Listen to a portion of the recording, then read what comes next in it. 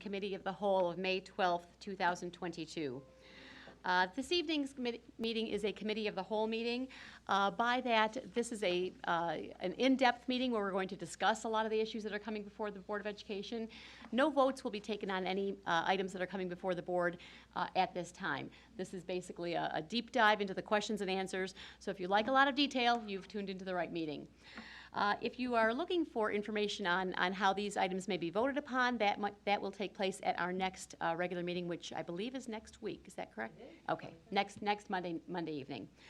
If you are looking for information on previous committees of the whole or regular voting meetings, they can be found on our website, which is livoniapublicschools.org.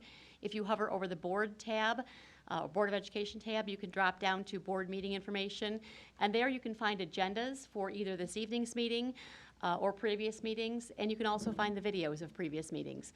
So it's a wealth of board information if that's something that interests you. If you're here with us this evening and you'd like a copy of our agenda, it can be found out the door to my left on a table just before you come in the door. If you're looking to participate in audience communications, the blue forms for that are also found on that same table. One character trait that we teach our children that we hold in very high regard is that of respect.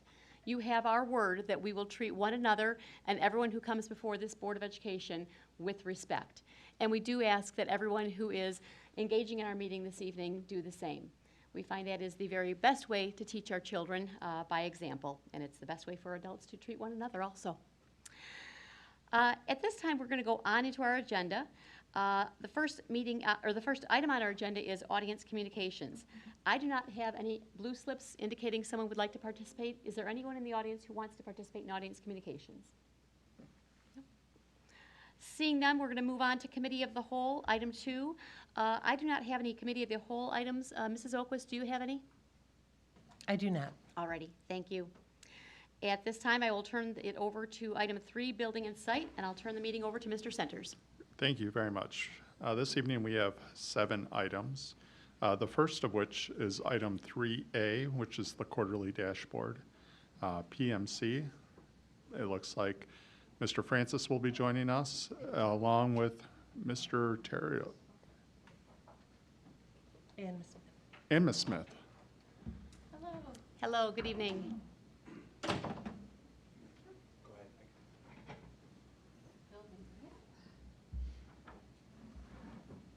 While they're getting settled, I'll also give a quick shout out and thank you to Stacy Jenkins, who's helping us on the technical end this evening. We have some key folks who are not with us this evening, so if we have a couple technical glitches, just forgive us and we'll get those ironed out and get right back on with you. So thank you, Stacy. Thank you.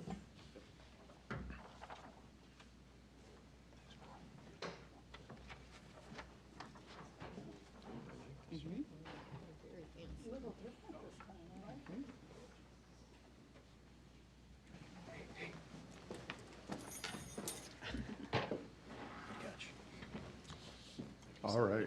Mr. Francis, would you like to get us started with item A? Thank you, Mr. Centers.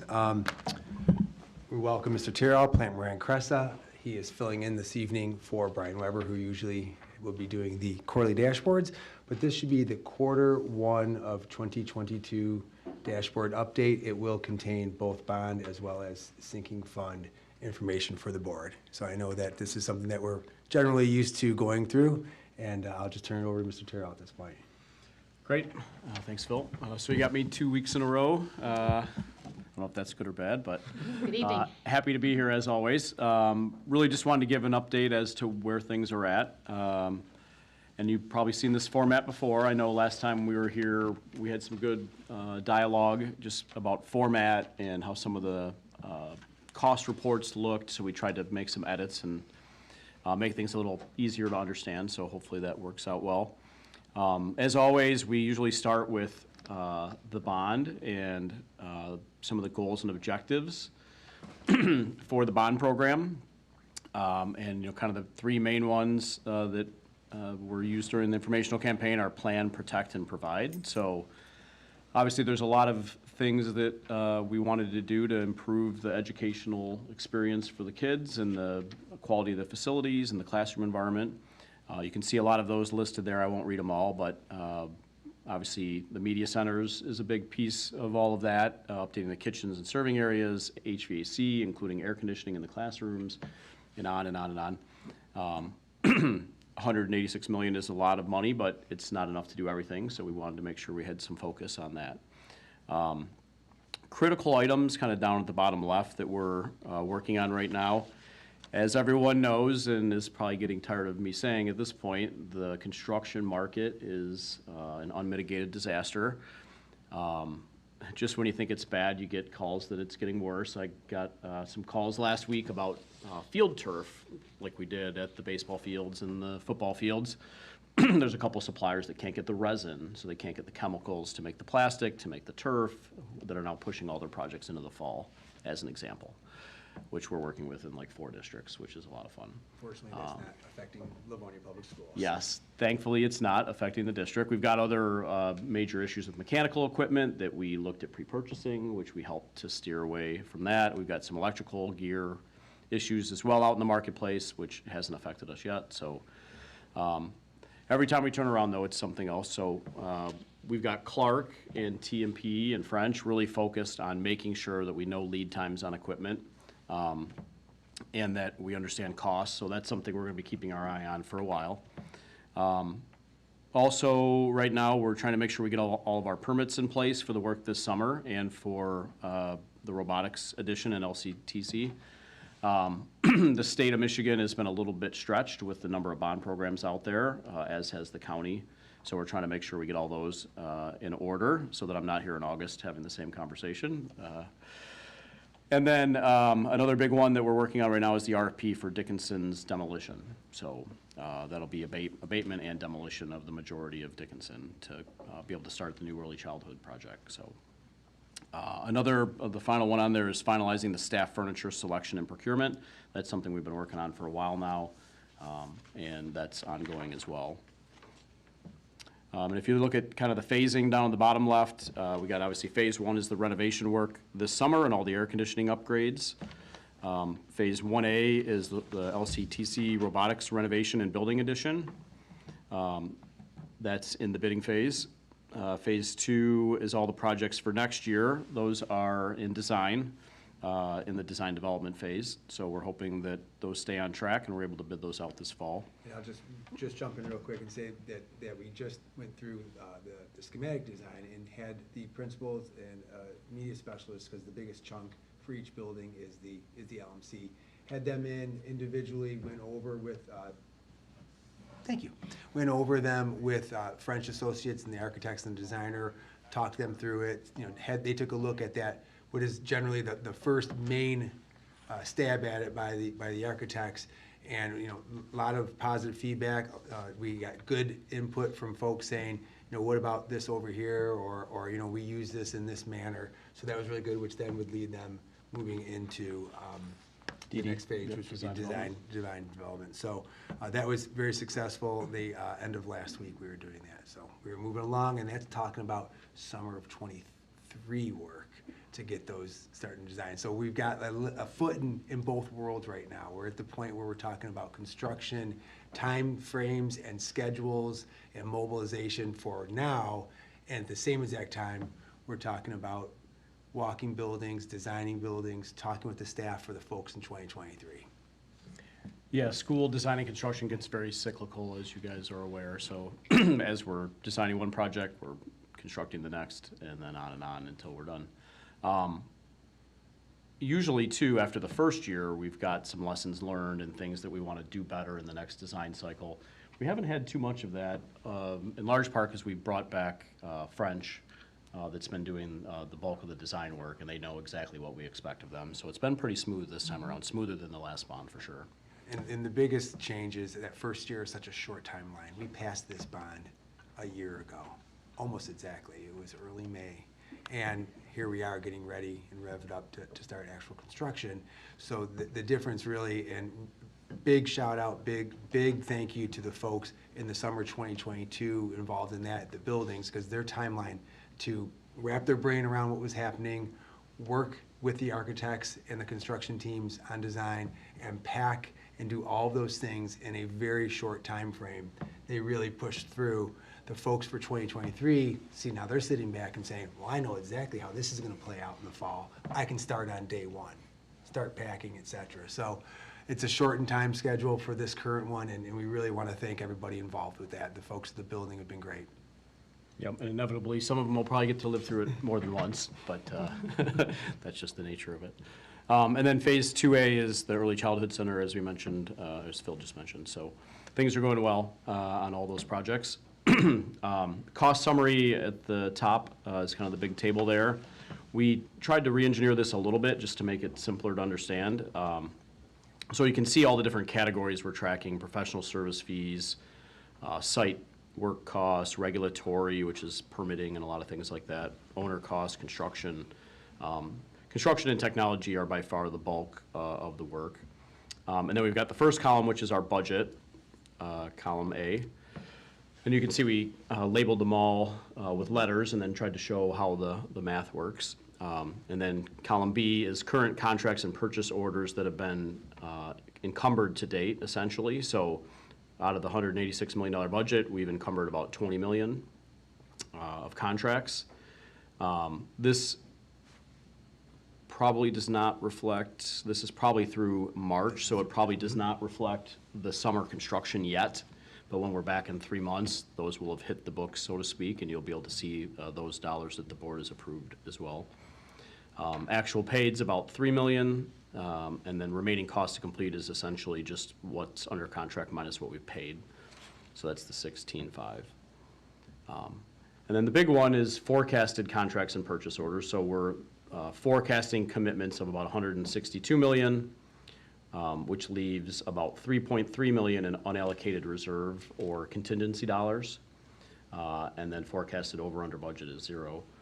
So that 162 million is a big number forecasting, but we know it's essentially a zero-sum game in large part, right? We've got 186, that's what we're gonna spend. We've got some contingency money, you know, probably would love to have more, but it is what it is. And we're gonna have to adjust scope and refine the scope of the projects as we go through. So if we said we were gonna renovate a building, we're renovating the building. If we said we're gonna get air, we're getting air. But there may be some things we can do to extend the useful life of some of the equipment, be it mechanical or electrical equipment. There may be some finishes that have some more useful life. We're gonna try to be very judicious as we go through the design with the architects and engineers to make sure we're stretching the dollars as far as we can and being good stewards of every penny, so. I'm going to have us pause here for a moment because the last time we took a look through the cost summary, we had some suggested changes for PMC. Our team talked those through and changed some of the headers to make that a little bit more readable and understandable. So I'm going to just pause and make sure that the board is comfortable with this layout.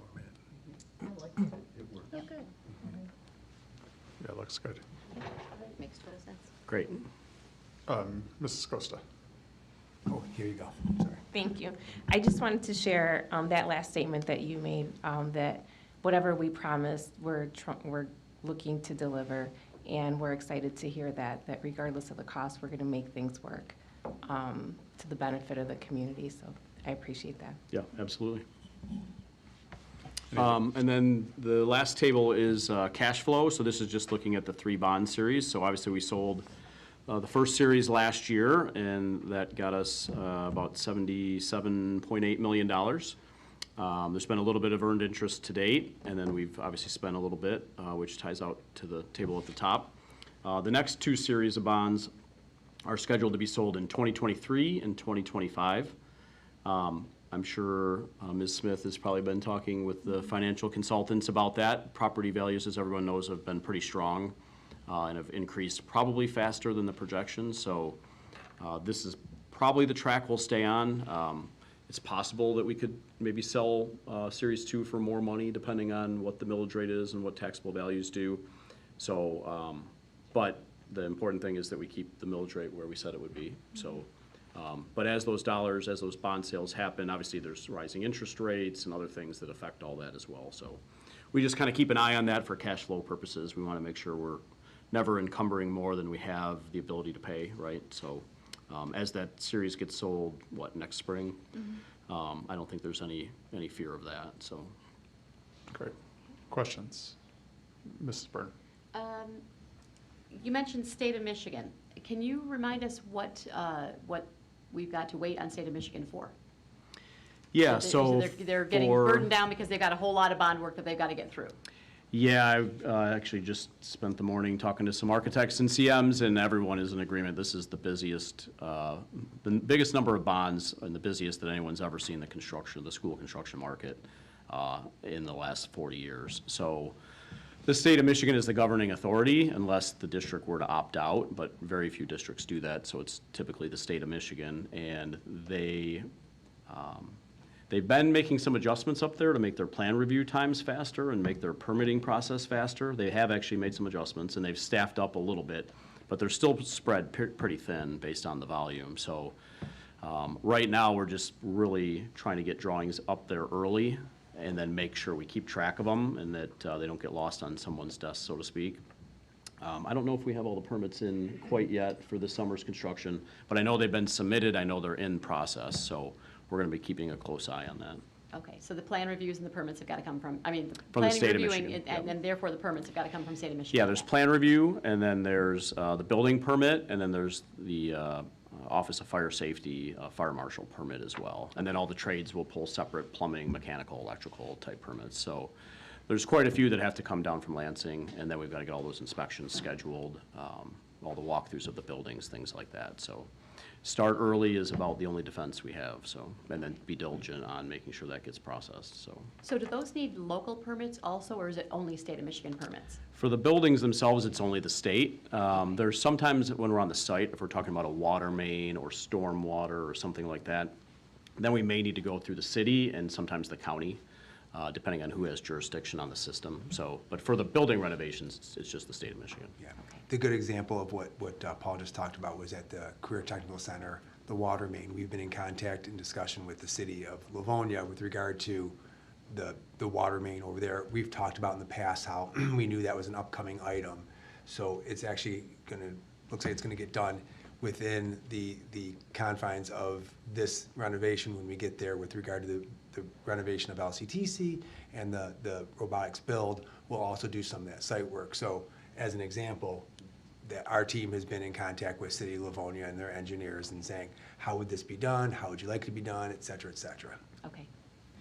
And can you remind me what the time schedule is for the AC for the district? Is that going to be over the? Yeah, Next two I'll- summers. yeah, Okay. I wanted to say that word too, and I wanted to get verification from you guys before we, okay, so it is over the next 2 years that we're looking at getting AC in all of our buildings. And for anyone that asks, if you get the question of, And we do. so when I roll in September, are we all gonna have air conditioning? And the answer to that is gonna be no. And for this fall specifically, we know and we've told folks, while we're installing it through the summer, it won't be ready to run. A unit might be there, but the power might not be done, right? So you're not gonna step into a building in late August or early September and have air conditioning. So we're trying to ensure that the folks who are getting AC this summer understand that it won't be running in the fall of '22.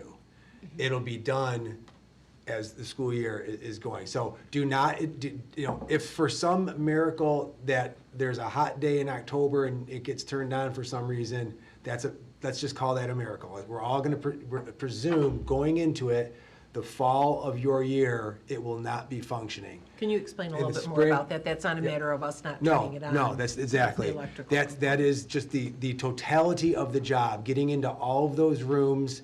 They'll be working some even into when school starts on evenings or weekends. We will be working through the installation as well as then finally the electrical to be hooked up and running. So there's not we don't want to rush that type of job. We probably can't rush that. Paul's just talked about how chains are moving slow. So for the folks who are getting their work done this summer, the expectation is that it will not be done in time to turn on for school, right? And so then those that get done in the summer of '23, same thing. When you come to school in the fall of '24, expectation would be it would not be ready to go, same process. But at that point, all the buildings would have been worked on, President Burton. So it's the summer of '22 and the summer of '23 is when, did I say the fall of 24? Apologies. Yes, yep. I'm You meant just running 20 through- you meant 23. Fall of 24, absolutely, the spring of even that 24. So it's this, the spring of, like, this time of year,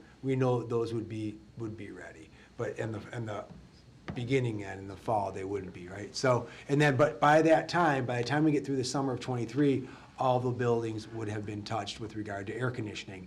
And just as an asterisk to all of that, we do have spaces in buildings, and we do have buildings in totality that have air conditioning currently. We are not going in right now and putting in new air conditioning in those spaces. So as an example, the Livonia Career Technical Center is an air-conditioned building.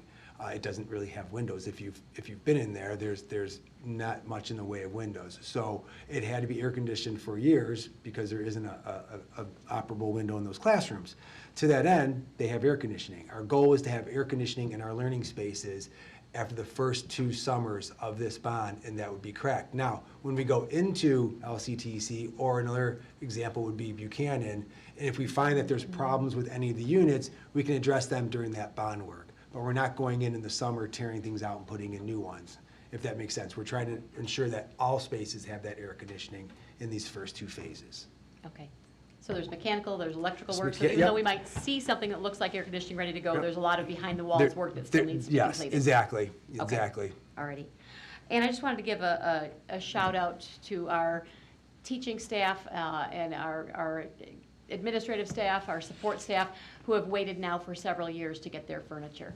I'm thrilled that we're talking about that, but just to know that if folks in the public are wondering, our staff deferred to have all of our students have their furniture first. So we're finally getting around to some staff furniture, that's what we're talking about. Yeah, that's exciting, and kudos to our staff to put our littlest friends Yep, first. and I'll give a quick update on that. The staff furniture that is for the teaching staff, and when I say teaching staff, I don't just mean you're a second grade teacher or a math teacher. We mean all of those ancillary staff, counselors and ESTs and resource room teachers, et cetera, et cetera. We have that furniture actually on the second floor. We've got a mock-up of it, of different items. All of it that's there isn't exactly what every room would have because there's some horseshoe tables for elementary, et cetera. But some information has gone out to our staff. They have a Google form, which is basically a survey of their interests. We invited them to come on by, kick the tires, if you will. Let us know. There's 4 chair options. It's not, I would like this chair and my neighbor wants a different chair. They're actually giving their input to what the top chair would be, because we're only going to get 1 chair for everybody, whichever the quote-unquote winner would be. But that furniture's there. We also sent pictures, so for those who just couldn't make it over by the end of the school year, they still had some pretty crisp shots with dimensions, et cetera, so they could kind of weigh in on that. And we've got, at this point, almost 300 folks who have weighed in on that survey, which if you get a third of any group to do something within, it's been a week. I sent it last Tuesday, so it's been less than a week. That's a really good response right now.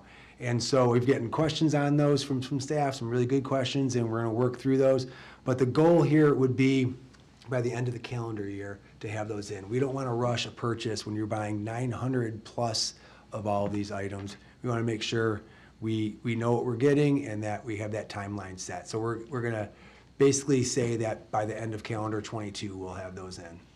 Excellent. And that is important. It's important to have functional items. It's also important to have items that are up to date, and we have squeaked every dime worth of use out of so many of our facilities, whether they're our physical facilities, our buildings, or our furniture. But our staff definitely deserves to have high-functioning equipment around them, including their own. And we're thrilled that we're finally at that point where we can do that. So. Great. Any other questions or comments? Mr. Johnson. Thank you, Mr. Sanders. I'm not sure if it was Paul or Phil that mentioned the sale of the Series 2 bonds for next spring. Are we in a specific time frame to sell those, or does the market more dictate as to exactly when those would be sold? We are looking at the spring, and it has to do with when we do our levy and we're preparing our mills, so that we don't have a drop in the mills. So you'd want to time it so that we're keeping that consistent for taxpayers. So we are targeting for the spring. As far as the actual closing date, though, we do work with our financial advisors to make sure that we're going at the most optimal time we can. But it would definitely be before June 30th of 2023. And then for 2025, it would be sort of the same time frame. Exactly, yeah. Okay. All right, thanks. All right, anyone else? All right, that concludes item A. Thank you very much. Thanks, Paul. All right, item 3B is Cooper abatement, part of the 2021 bond. And Mr. Francis, you're going to discuss that as well. Yes, sir, thank you. So with regard to, let me go back in time for a moment, the 2013 bond. One of the big items for each building as we went in there, thank you, Paul. Thanks, Paul. Thank you, Paul. One of the big items that would occur, as the board is well aware, would be to, before anybody goes in and does any renovation and construction, we would have abatement in each building, because these are buildings that were built in the 50s and 60s, they have asbestos in them. So a lot of abatement occurred during the 2013 bond. And at this point, when we're going into the 5 buildings this summer, there was very light amount of abatement required in most of the buildings. The heaviest amount was really, in those little bit that there might be, say, a floor somewhere in a kitchen that might need to be brought up that potentially had abatement in the glue or in the mastic or anything like that. Let's just say those smaller amounts didn't rise to a number that needed board approval. So we're just taking care of that as we move along. The amount in Cooper, however, did need to come to a bid.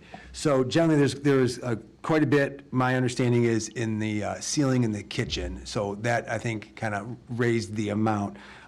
So we bring to you a recommendation for Cooper specifically, the abatement for Mid-Michigan Management. I know that you have the information in your packet, and we had 3 bidders respond to this. The lowest number and the low responsible bidder is Mid-Michigan Management out of Okemos.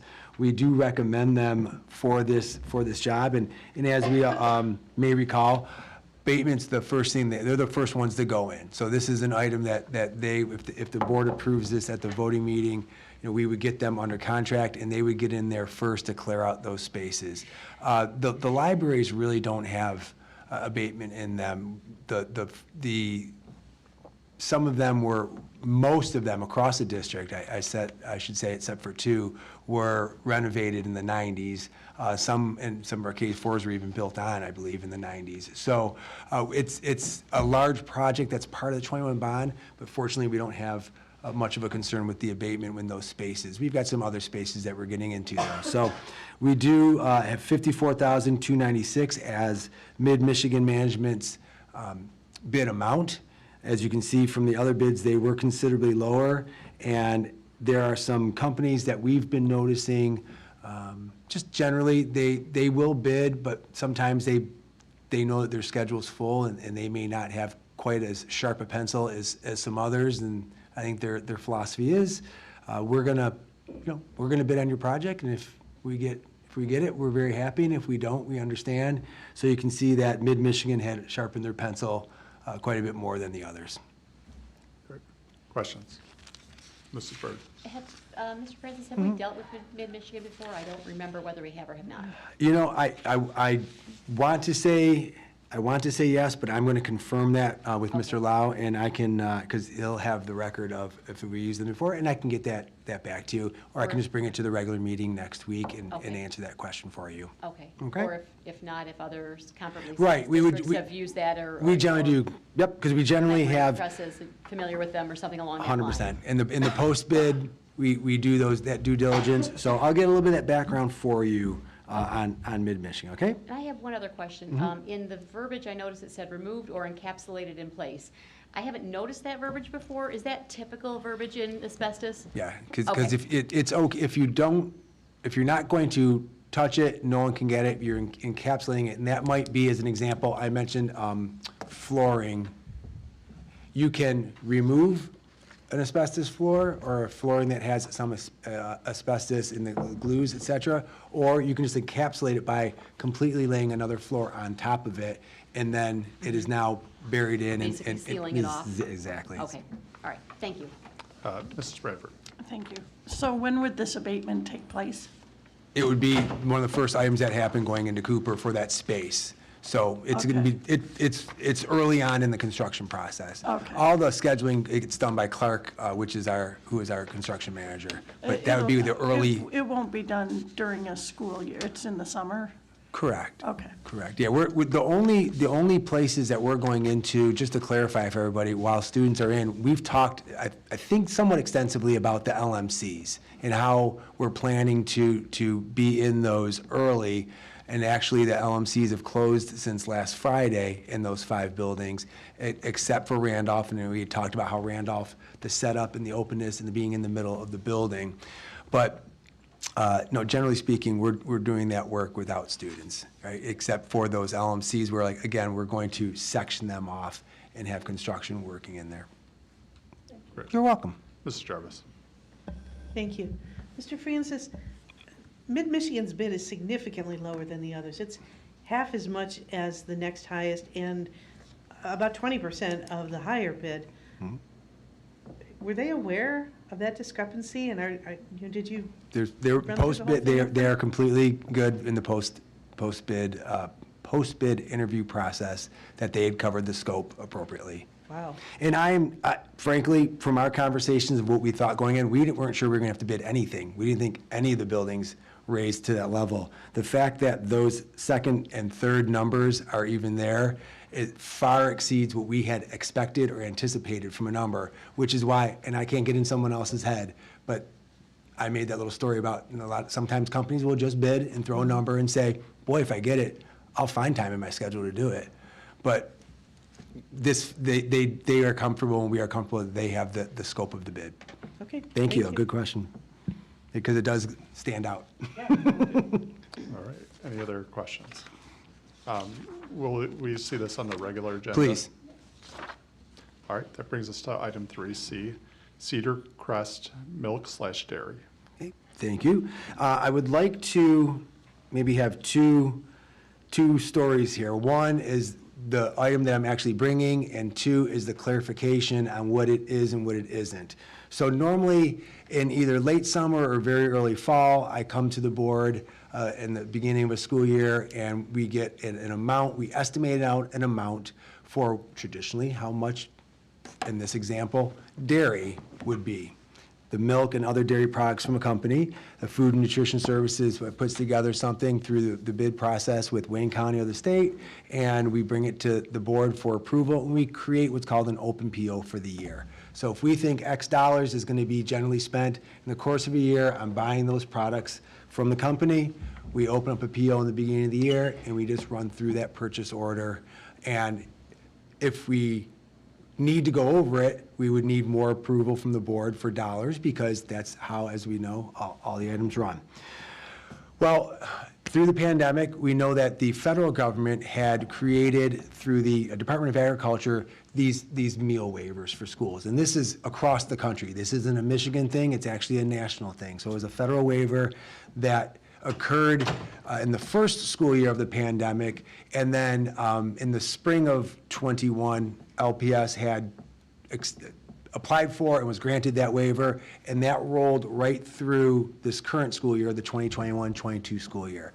So under that federal waiver, which again, through the Department of Agriculture and funded by the United States Congress in the federal budget, Livonia Public Schools was able to offer to any student, regardless of socioeconomic status, regardless of whether the family completed and turned in and was approved or not, on that free and reduced meal application that many of us are familiar with, that annually folks fill out.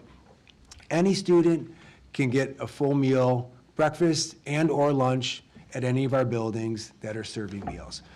To that end, our guesses for the 21-22 school year on dairy wasn't right. So the department looked at what they did the year before. They knew that was an elevated number, because during the spring of '21, which is the end of the 2021 school year, we raised the amount of meals that we did because we began that way, we applied for and were granted and began serving meals to anyone, and that raised our numbers. Now we've done this through the whole school year, and we didn't have the right estimate for the dairy. So I come to you tonight to discuss the increase of $94,000 on that open PO. So we know that we continue to purchase dairy. We know we need to get to end of the school year. So in order, working with the finance department, the food and nutrition services department, we've taken what we've spent, what we know we've been doing through the year, and how much more dairy we'll need to order to get us to the finish line. I'm coming for an increase of $94,000. This isn't a new purchase. This isn't a new company. This isn't even for a new school year. This is to get us through the remainder of the 2021-2022 school year to keep those purchases and to stay in alignment with the board requirement of approving the dollars that we in the day-to-day operations spend.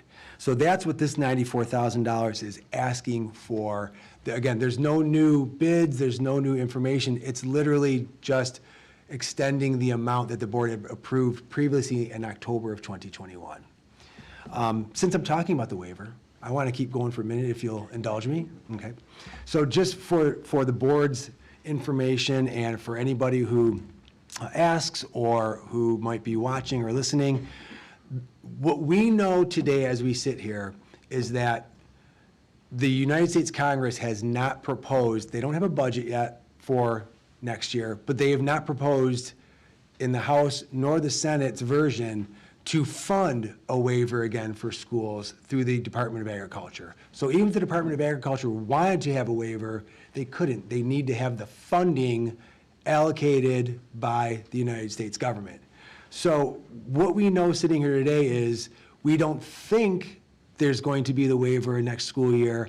We know that it ends June 30th, 2022. That's the date of the current waiver that we're working under. So we know in June, this will end. Whether it is renewed, whether it is funded or not, I can't tell you. I'm not going to pretend to know what the United States Congress is going to do with their next budget. All I know is the current one we're under is closing or ending in June.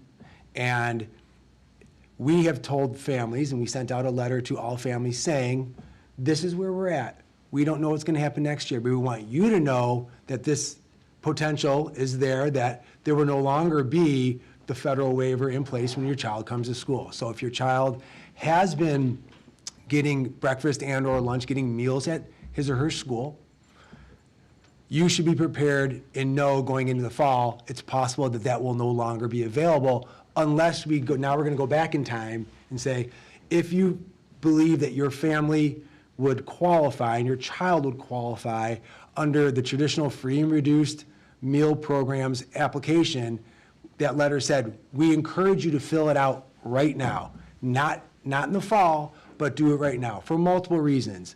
Reason number one, and probably the biggest reason, is there's always this delay. It's this rollover period for about a month and a half in our real terms. It's 30 days, but by the time we get going, it usually bleeds into early to mid-October, and that we roll over the list of students who are qualified in this school year into the beginning of next school year. And if you aren't qualified now and on record now, there's a gap when your child comes to school.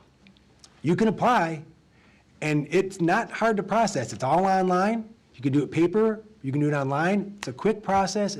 It's a relatively quick approval. It's the whole rollover by the government on the new list, which is the delay. So we encourage families to say, maybe the waiver will be approved and funded by Congress for next year. Maybe it won't, but the prudent thing to do would be to apply now so that your child or children are ready to roll on day one come fall. The other piece of that is there are things right now that families could qualify for that would get them a discount, whether it be through the schools, such as the pay to participate programs that we have, or the rec center, who has a discount for families that qualify, whose children qualify under free and reduced federal programs. I also know that the cable service in Livonia Spectrum has is it Spectrum or Xfinity? Okay, so there are things out there.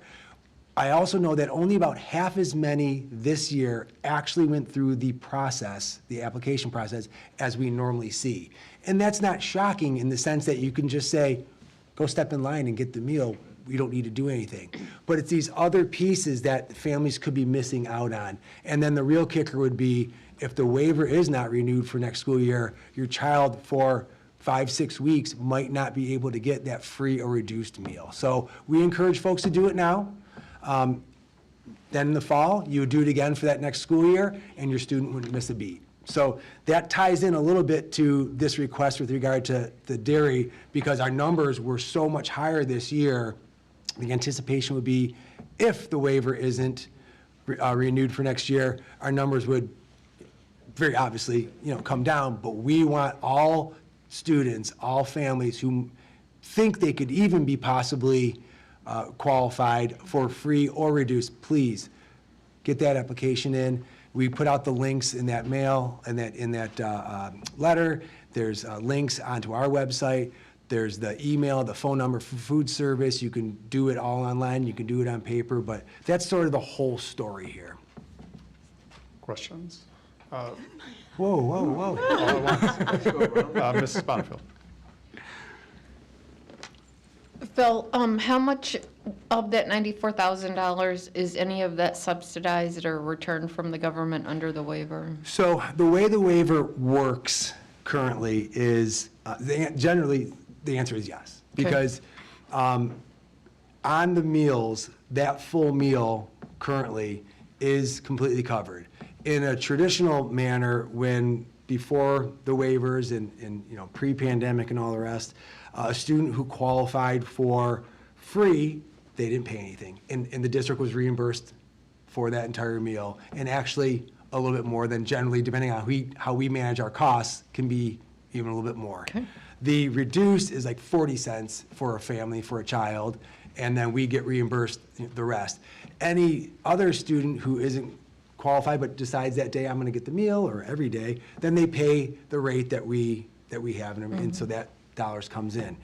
Under the current year, and that's what these dollars are for, milk can still be purchased on the side. So not 100% every carton is going to be reimbursed by the federal government. However, the vast majority is, just on the whole concept of the meal includes the milk, and that would be reimbursed by the government. A la carte meal would be, a la carte milk is separate. That would be separate. But just in general, on our general meal, the dairy is part of it. Okay. There's other items, and there's other dairy items, cheese sticks, Go-Gurts, yogurts, that's all dairy. So Cedar Crest that's why it's called the milk/dairy. So the items we're getting from them.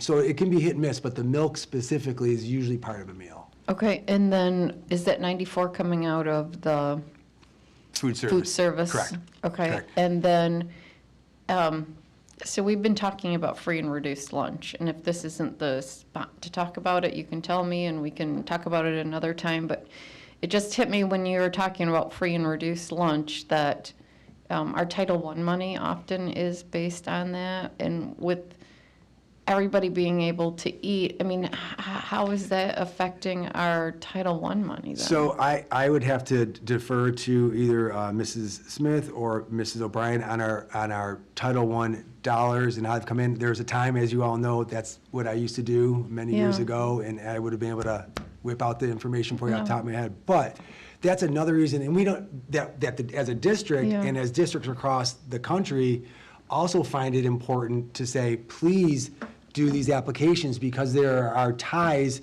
to the community. Other stuff. Ties to the district funding. All of those things can be tied to that free and reduced Okay. number. So I don't that's want to, important. I know And we're going to I never have, did get the number from you, so. Allison, I didn't ask. if you don't want to respond to that, I don't want to take up time because this isn't part of the conversation. If you want to just to maybe bring that to a study session or if it's like a 1-minute thing, but I don't have to have the answer tonight, but it'd be interesting for a study session if we wanted to get more in depth in And I that. would be happy to bring it up. We haven't yet seen an impact of that.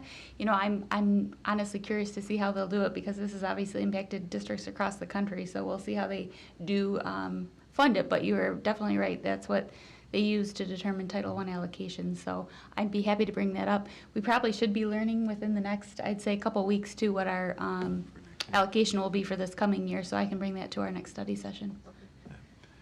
It has tentacles, you know. Yeah. You're right. Yep. Thank you. Thank you. All right. I think Mr. Johnson, you were next. Did you have a question still? Yeah, I still have a question. Phil, you talked about this open purchase order, and we approved the 160 last October.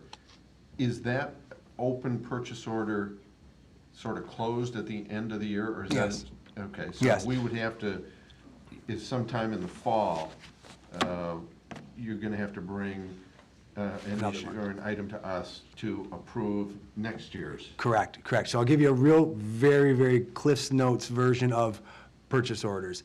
There's an open purchase order, which we might do, in this instance for Dairy Crest, at a dollar amount. At this number, it's approved by the board, and we can only keep spending on it, generally speaking, up to that amount. And it can be open the whole year.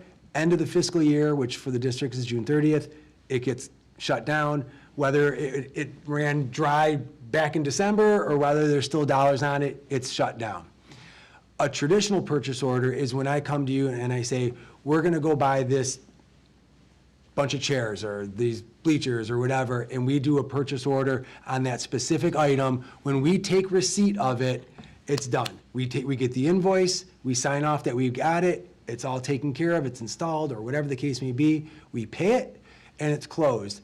And if it came in less than what you approved, great, and it gets reconciled in the finance department. And if it comes over for some reason, then we've got a little problem, but that rarely occurs. Once in a while, we've seen that. So those are the two. So the open PO is a very common item when we say, we know that through the year, we're gonna continually go back to this. And we do this for all kinds of things, fuel, all of these, et cetera. So that's generally how it works. You're 100% right. So next year, I'll be here talking about, and maybe it's Cedar Crest, maybe it's a different company, but I'll be back talking about the amount of approval from this board for milk and dairy for the 2022-2023 school year in the future. So it's really an open purchase order for a specific amount of time? Yep, for a specific amount of time and a specific amount of dollars to a specific company. Maximum number of dollars. Thanks for the explanation. I appreciate You're it. welcome. Correct. Maybe slightly longer than Cliff's. Mrs. Jarvis? Thank you.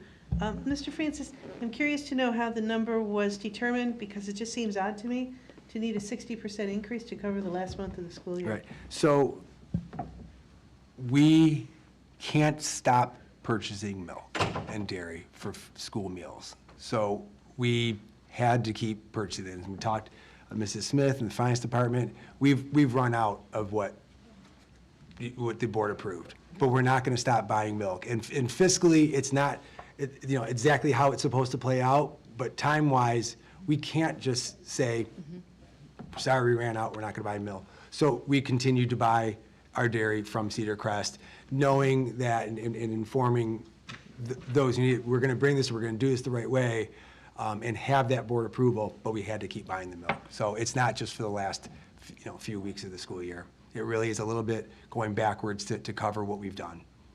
Thank you. Right. Okay, Mrs. Costa?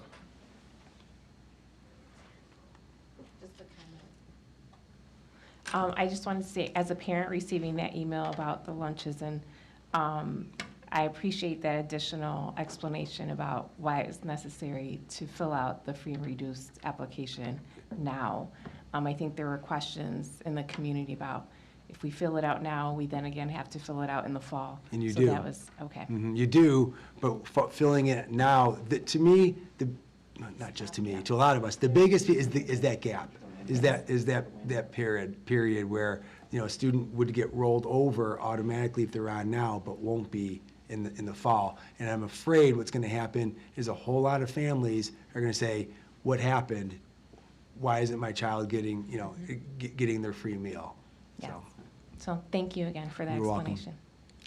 Mr. Francis, I'm very glad to hear that the message went out. We know that some buildings have a higher percentage of students that qualify for free and reduced lunch. Can our principals at those buildings make a special emphasis of that? Because, I would hate for that gap to happen in the fall in a large scale and really affect our families. We Yeah. will continue that. I can share, not only from a district standpoint, but from a school standpoint. Yeah. We will continue to press this throughout the remainder of the school year and even through the summer. Great. It is important. We wanted to wait as long as possible to see what direction the federal government would go. And as Mr. Francis said, we didn't want to take a chance and wait until the fall for that. So that information went out, I think, about a week or so ago, a week and a half ago. And we will continue to send that message. Great. And whatever the federal government does, waiver, no waiver, Livonia Public Schools Food Nutrition Services Department will be ready for either. We'll do all the meals again, or we'll go back to how it used to be. We'll be ready. Great. Mrs. Burton. And it's my understanding that the federal government did this very unusual action for 2 years because so many families that had not historically been qualifying for free and reduced lunch suddenly found them, thousands and thousands of families all over the country found themselves in a financial situation where that was suddenly and unexpectedly necessary. And that this was designed as just a temporary situation because of COVID to try to help these families who may need food for their children. Right. But it was never intended to be a long-term, permanent situation.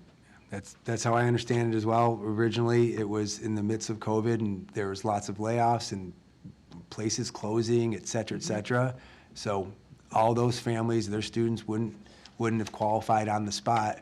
So it was a waiver for that very unusual 100-year pandemic that trying to help families through there. Thank you. Yep. Great. Any other questions or comments? All right, that moves us on to item 3D then. Regular agenda, Mr. Francis. Please. Item 3D is copy paper purchase, milk and now copy. It feels like August. So this is unique timing as well on the paper, but this is a purchase for next year. This is really a supply chain issue.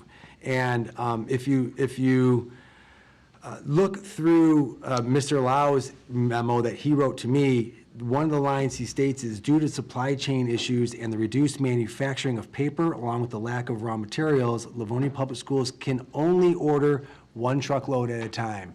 So we will be bringing paper, I will be bringing paper purchase approval probably multiple times as we continue to move along. So what's available, when available, we're going to be bringing, this is all, if you look, the traditional 20-pound, 8.5 by 11 white paper. So we're going to buy our truckload now while we have the opportunity.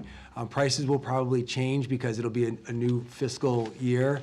We'll just redo this on the next time with different papers, different items, because usually we order just off of traditionally how much we've used. Mr. Lau will put together a packet, and there'll be some colored paper and the 11 by 14s and 11 by 17, the whole kit and caboodle.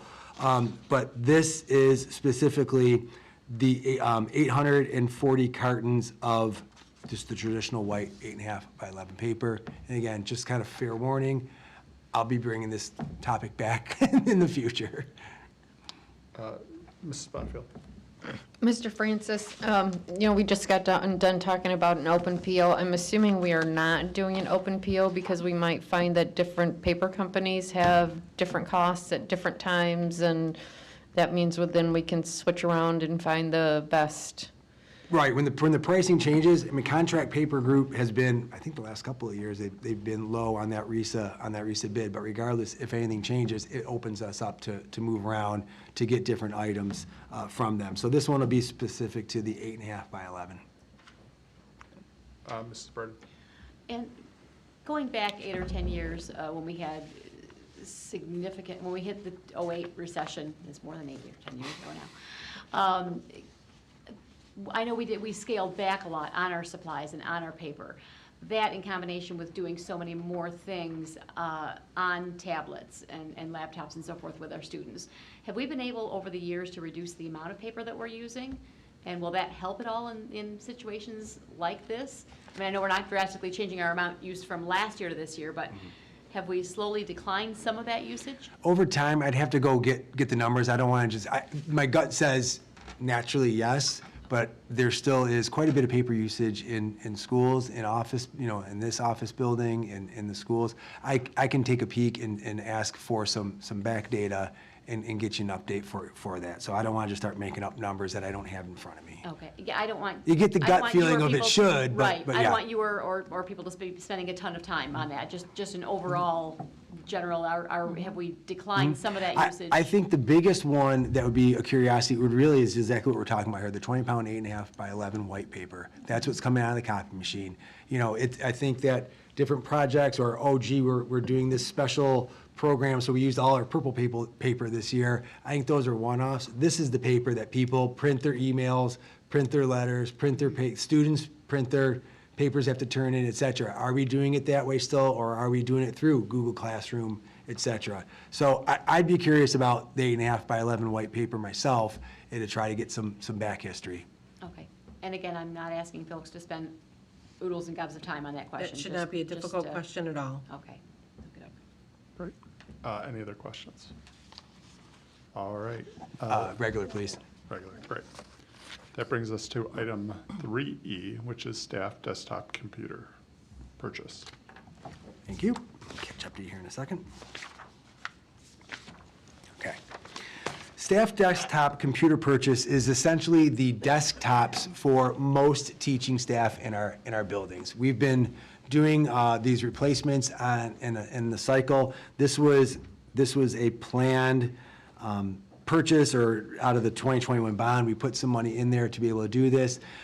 We're going to be going away from, and we've been doing this already, by the way, going away from the tower and the cord to the monitor to the all-in-one. I think we've talked a little bit about this in the past. It's a really neat machine in that it's looks like it's just the screen and the stand, and that CPU is inside there. This machine also has Wi-Fi capability. So while it's on the desk in an office or it's on the desk in a classroom and it's hardwired into our system for data, you could, not theoretically, in practicality, unplug it, pick it up, take it to your home, put it down, and connect it to your Wi-Fi, which this would have been great 2 years ago when we all had to go home and turn our computers on. So this is really a nice machine, and you can see that we've got 1,100 planned purchase. That would cover the teaching staff, and when I say teaching staff, again, I mentioned this during furniture. We're talking about not just, hey, I'm the fourth grade teacher, or I'm the 10th grade history teacher. It's teachers as in across our buildings, those who have either a classroom with a desktop on it now or an office with a desktop on it now, we will swap those out. We've already done counselors and some other ancillary staff in our last purchase, but this would then polish off the rest, and it also gives us some extra machines to keep on hand in the warehouse if we have to do replacements, et cetera. Great. Questions, comments? The last ones were Oh, purchased 8 and or the- 9 years ago. Yep, and this is, and really, it's the dollar amount, I guess I should say it online since we're talking about it, $1,113,200. These would be the HP machines from CDWG, which is that governmental entity. This is all REMC pricing, which satisfies the board's requirement to bid. We use CDWG. You see their quotes all the time. And we also use All Covered to get these set up. So we do have machines going to that company, All Covered. They prep, set up, and get them to us so we can get them in the classrooms. Yeah. And Mrs. O'Quist, you said something about 8 or 9. Yeah, we're replacing machines from 2013, 2014. So 8 and 9-year-old desktop machines, which is a pretty good amount of time for useful life out of those machines, and we'll have these that we will be utilizing next school year. Yeah, and those will be coming in through the school year. So again, kind of like the air conditioning, it probably won't be sitting on your desk when you walk in, but as we hit building by building throughout that first semester, we'll be rolling those over, so our IT team can get in there and do those things with all covered. And the other part, I guess I should mention about that, I had one other item I was gonna say about that piece. I told you it met the bid requirements, CD gym, yeah, I guess I hit you with all the main points as far as the bidding. Great. And this, I assume, will also be on the regular agenda? Please. Great. That brings us to 3F, window replacement at Grant Elementary. Grant Elementary has its older windows, they're over a quarter century old, and we did not replace them during the 2013 bond. Most schools had single pane windows in them, if the glass. So we were replacing those into double pane throughout the 2013 bond. We were at Grant, it had double pane because while their windows are old, they weren't original equipment. So we held on to those, saved dollars during that time. As you recall, those early years of the 2013 bond, we tried to make sure we tightened our belts, saved in spaces that we could, that we needed to, and that was one of the decisions at the time made, was to keep the double pane windows that were at Grant during the renovation. Well, they've been giving us more and more trouble lately. There's issues with the windows themselves.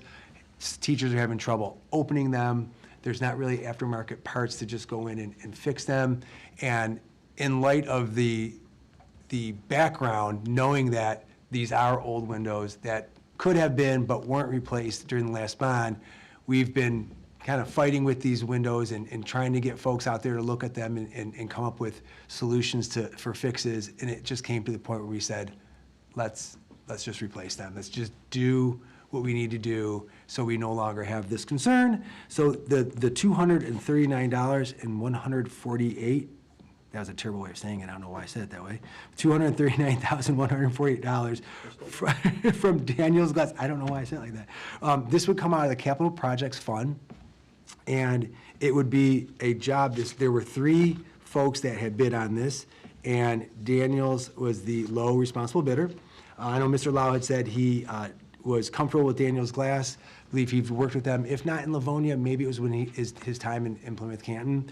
But as far as the timeline, we want to be clear on this as well. It'll be something that we started in the summer. We'll get some windows done in the summer, and then again at Christmas time, we'll go back and finish the job. So we're gonna do this in a couple of stages to get this job done without disrupting the staff or the students.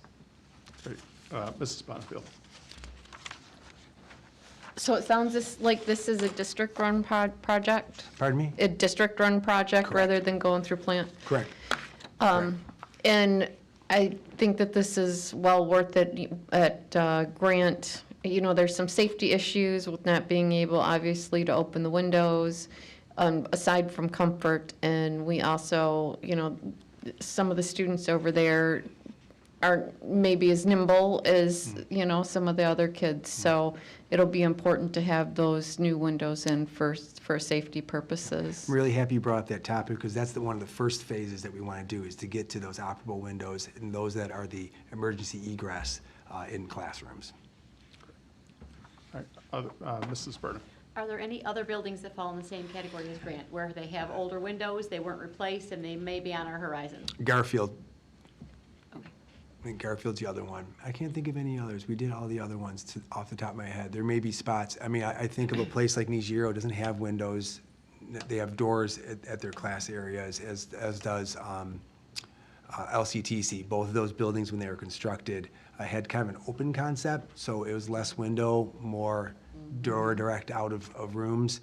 So thinking through it, I remember Garfield being one when we changed it over to Garfield Community School in the Western Wayne Skills Center, and GSRP moved in there. Those windows were in good condition and were double pane, and Grant had remained as well. The others were singles. Yeah, both of those schools had window replacement around the same time. And as you remember, most of our schools had original windows, and so they were the single pane aluminum trim windows.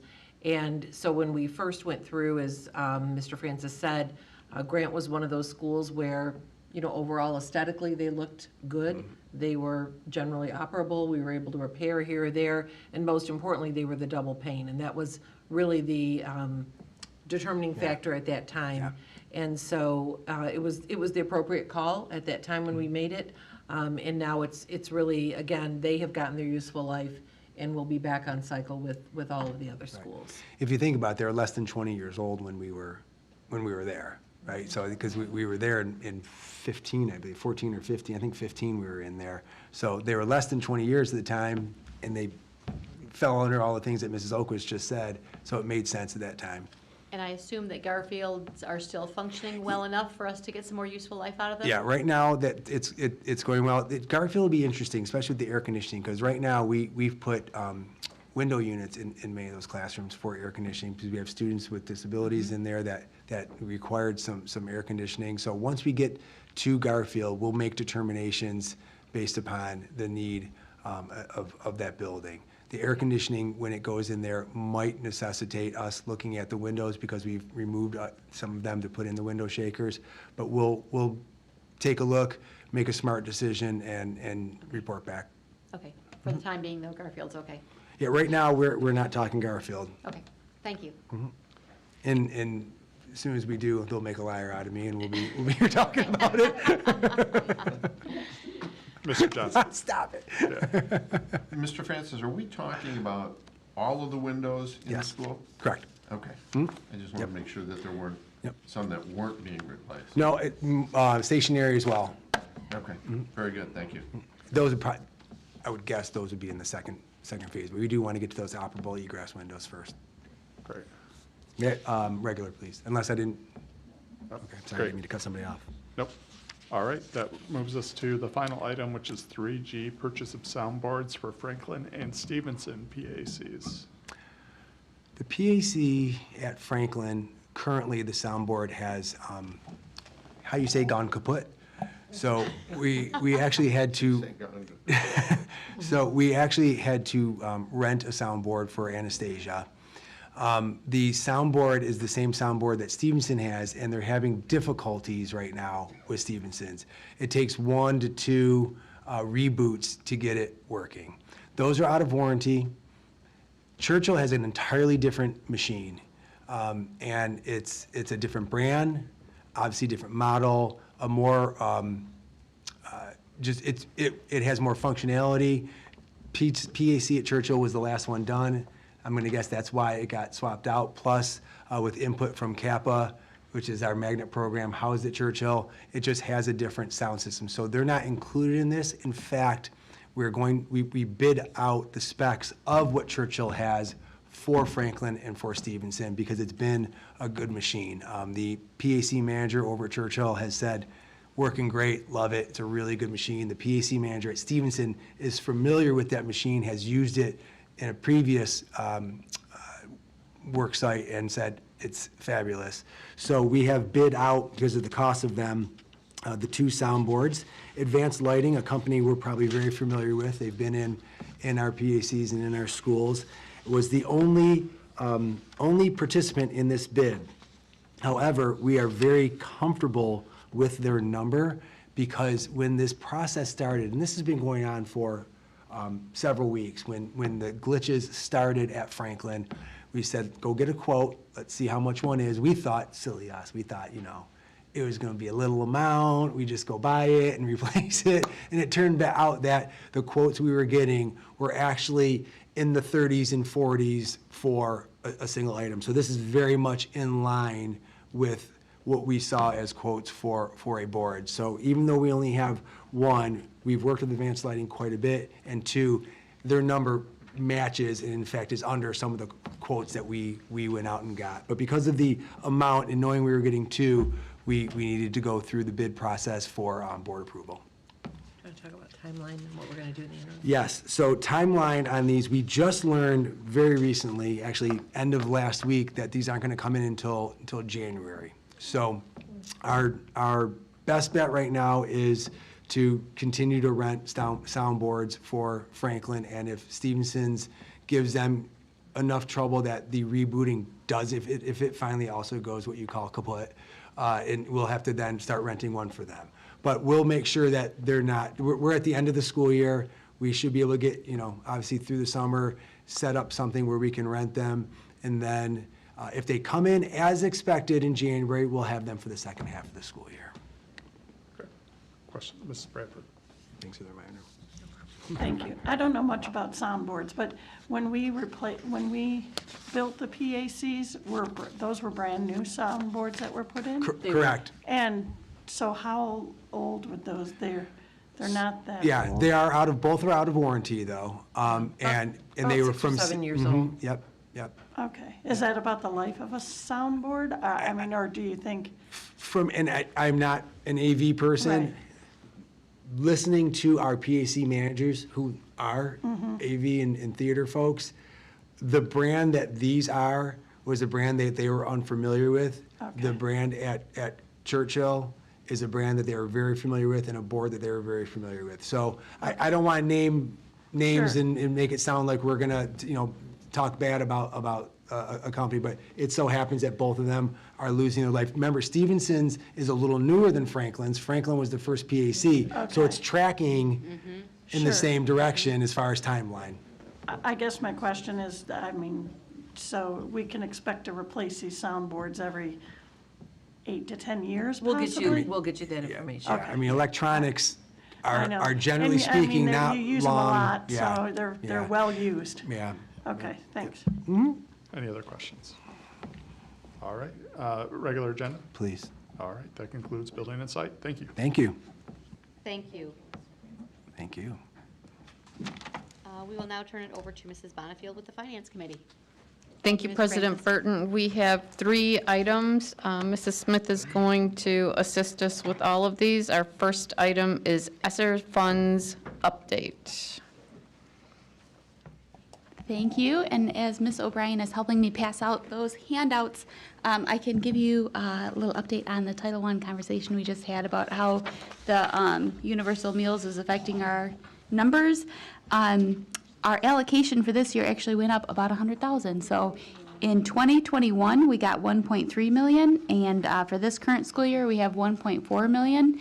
And Ms. O'Brien has heard that we can expect the allocations for this coming year in early June. So as soon as we do have that, we'll bring that to the board.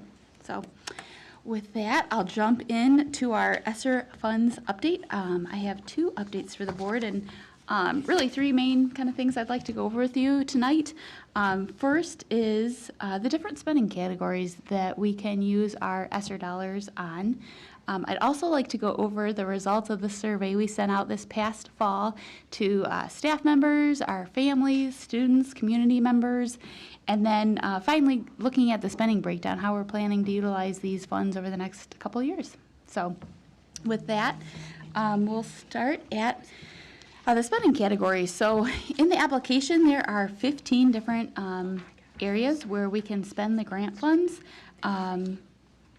This will be a little boring, but I'm going to read through the 15 for the benefit of those that don't have the sheet in front of them. You can use it for pandemic preparedness and response activities, for providing school leaders with necessary resources, for procedures and systems to improve preparedness and response to the pandemic, for the purchase of sanitation supplies such as PPE, coordinating the provision of meals to eligible students, coordinating, providing mental health supports, summer learning and supplemental after-school programs, activities necessary to maintain the operation and continuity of services offered by the district, addressing learning loss among students, using high-quality assessments for students, implementing evidence-based activities, providing information and assistance to parents and families, tracking student attendance and improving student engagement, projects to improve air quality, and lastly, school facility improvements to reduce the risk of virus transmission. So a variety of items, yeah.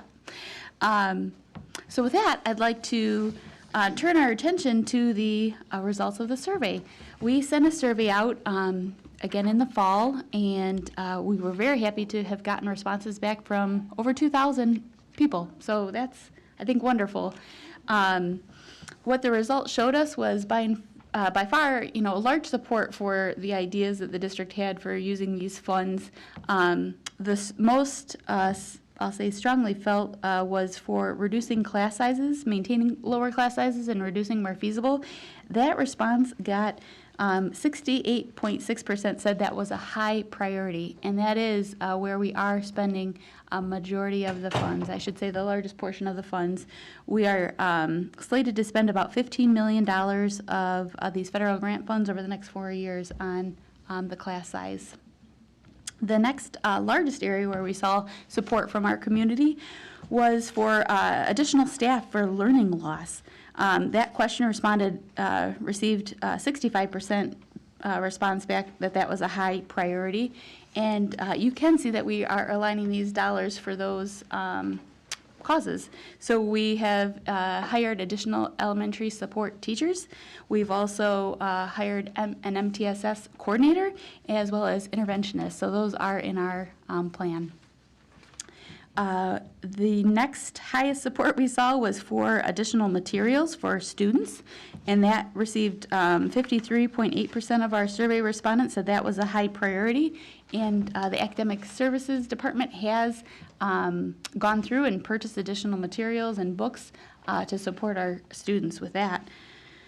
Another area where we saw a lot of support was for additional social and emotional support.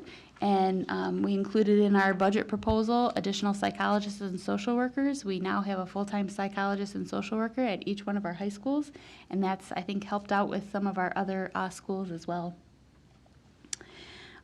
Next, we saw strong support for the purchase of educational and operational technology.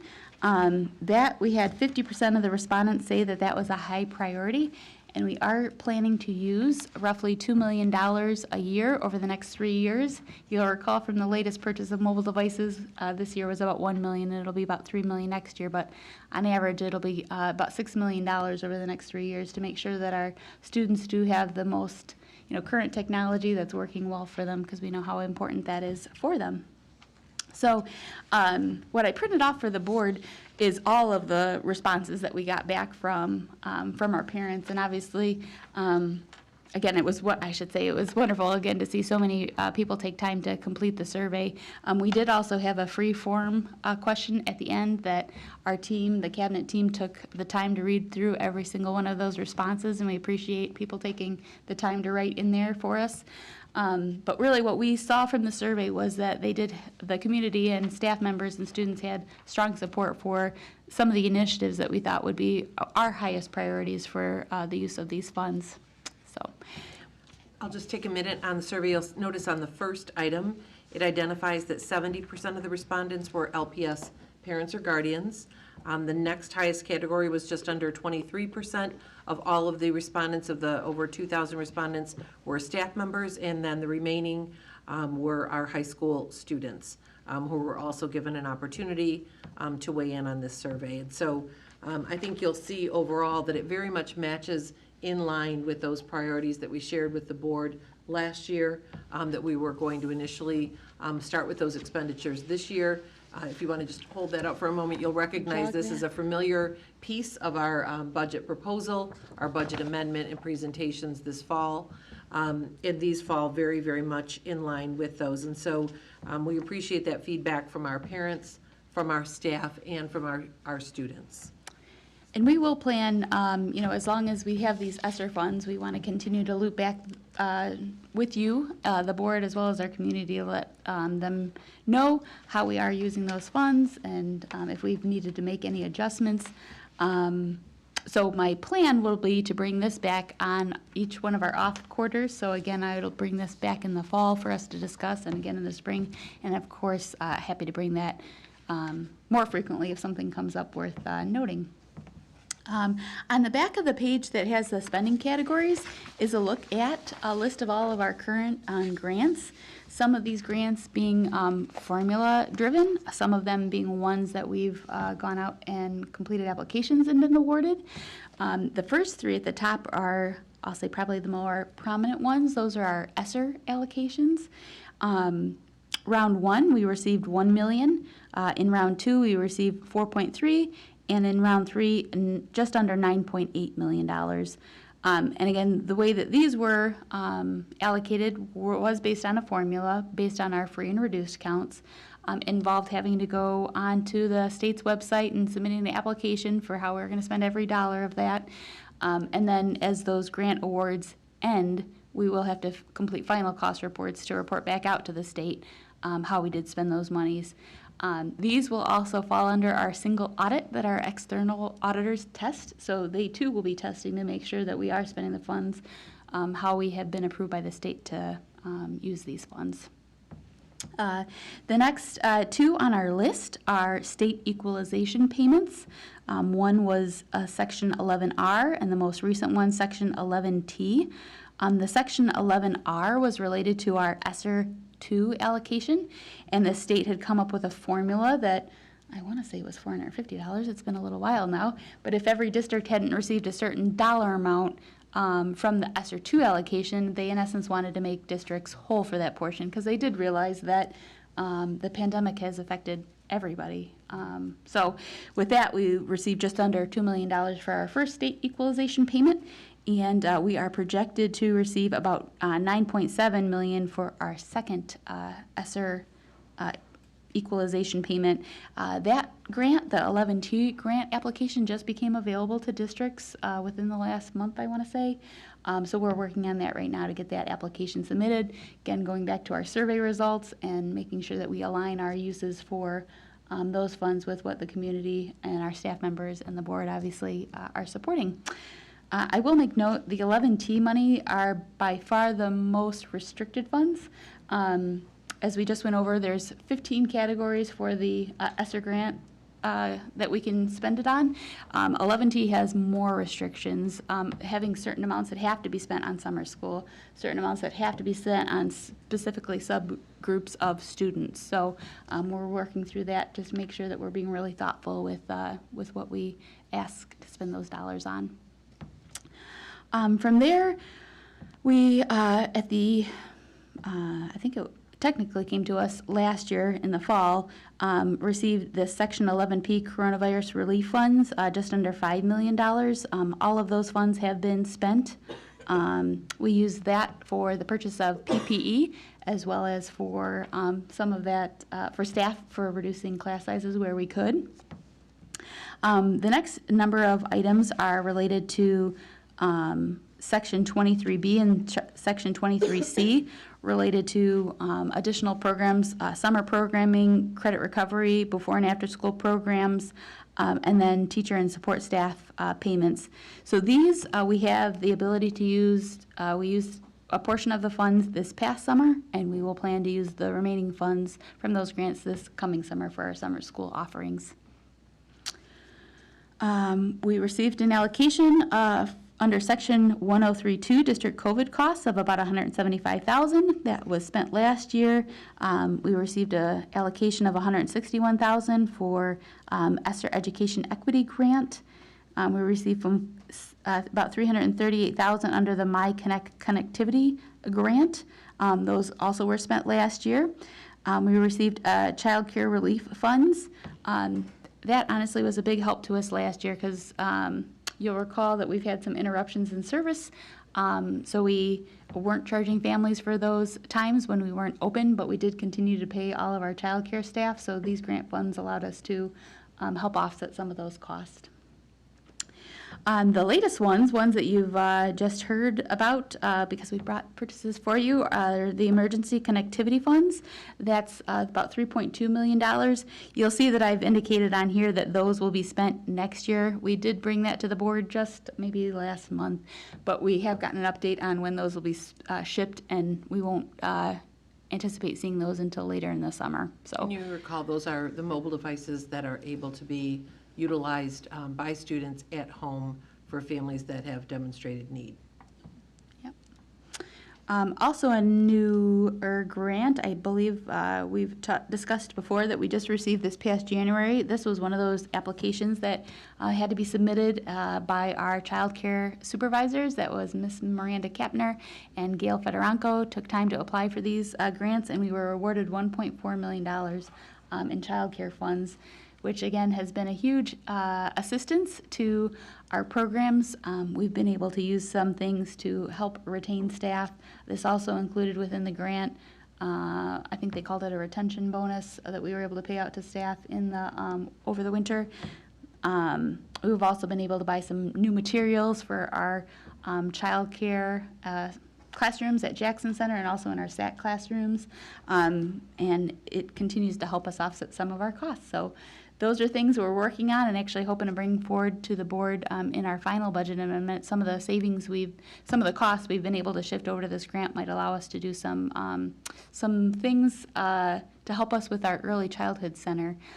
So we'll bring that to the board probably in this upcoming study session to discuss that further. So in total, to date, we've been awarded $38.7 million. And you can see last year we spent about $6 million of that. This year we're slated to spend about 6.7, and then next year about 12.8 million, and then 23-24 school year about $13 million. So we're trying to kind of spend that over the next 2 years a little evenly, but we are planning ahead. We do know obviously that these funds are time limited. We can use them. We're planning to use them through the 23-24 school year.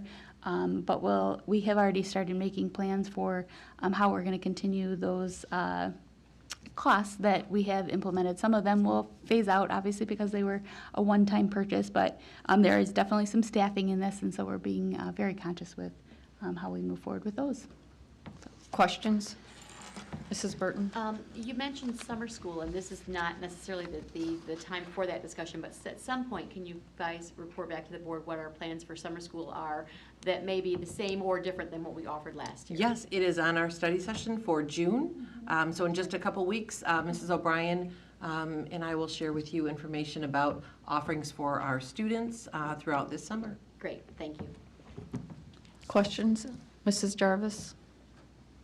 Thank you. Mrs. Smith, when the survey went out to families, and we had a great response, thank you to everyone who responded, did the recipients have a list of the categories? If I recall, yes, we did. Yep. Thank you. Questions? We actually shared a link to that went to much more detailed information about this. So I just want to give a shout out to our LPTSA council. We actually brought the survey to them and shared the link to the information. They gave us great feedback. We actually made a lot of modification. We ran the survey past a number of different groups, but from that parent's eye, sometimes when we speak in education ease, they really helped us with the layout of the initial letter, where we gave some detail, but what they suggested was we give the most pertinent information in that opening and then embed links where if people were looking for more information with regard to how these funds can be utilized, that they were able to find that. And so in the communication that went out for the survey, we did just that. We included the pertinent information and then links to things such as what you're describing. How can these dollars be used? And then specifically, what do those categories mean? Super, thank you. You bet. Anybody else? Mrs. Smith, on the survey, and I think it's great that we had 2,000 responses, and obviously we had a lot of parent input, which is fantastic. My question, though, is, we've just talked about having at-risk students, and we've gotten some of our Esser's money is going to buy equipment for those at-risk students.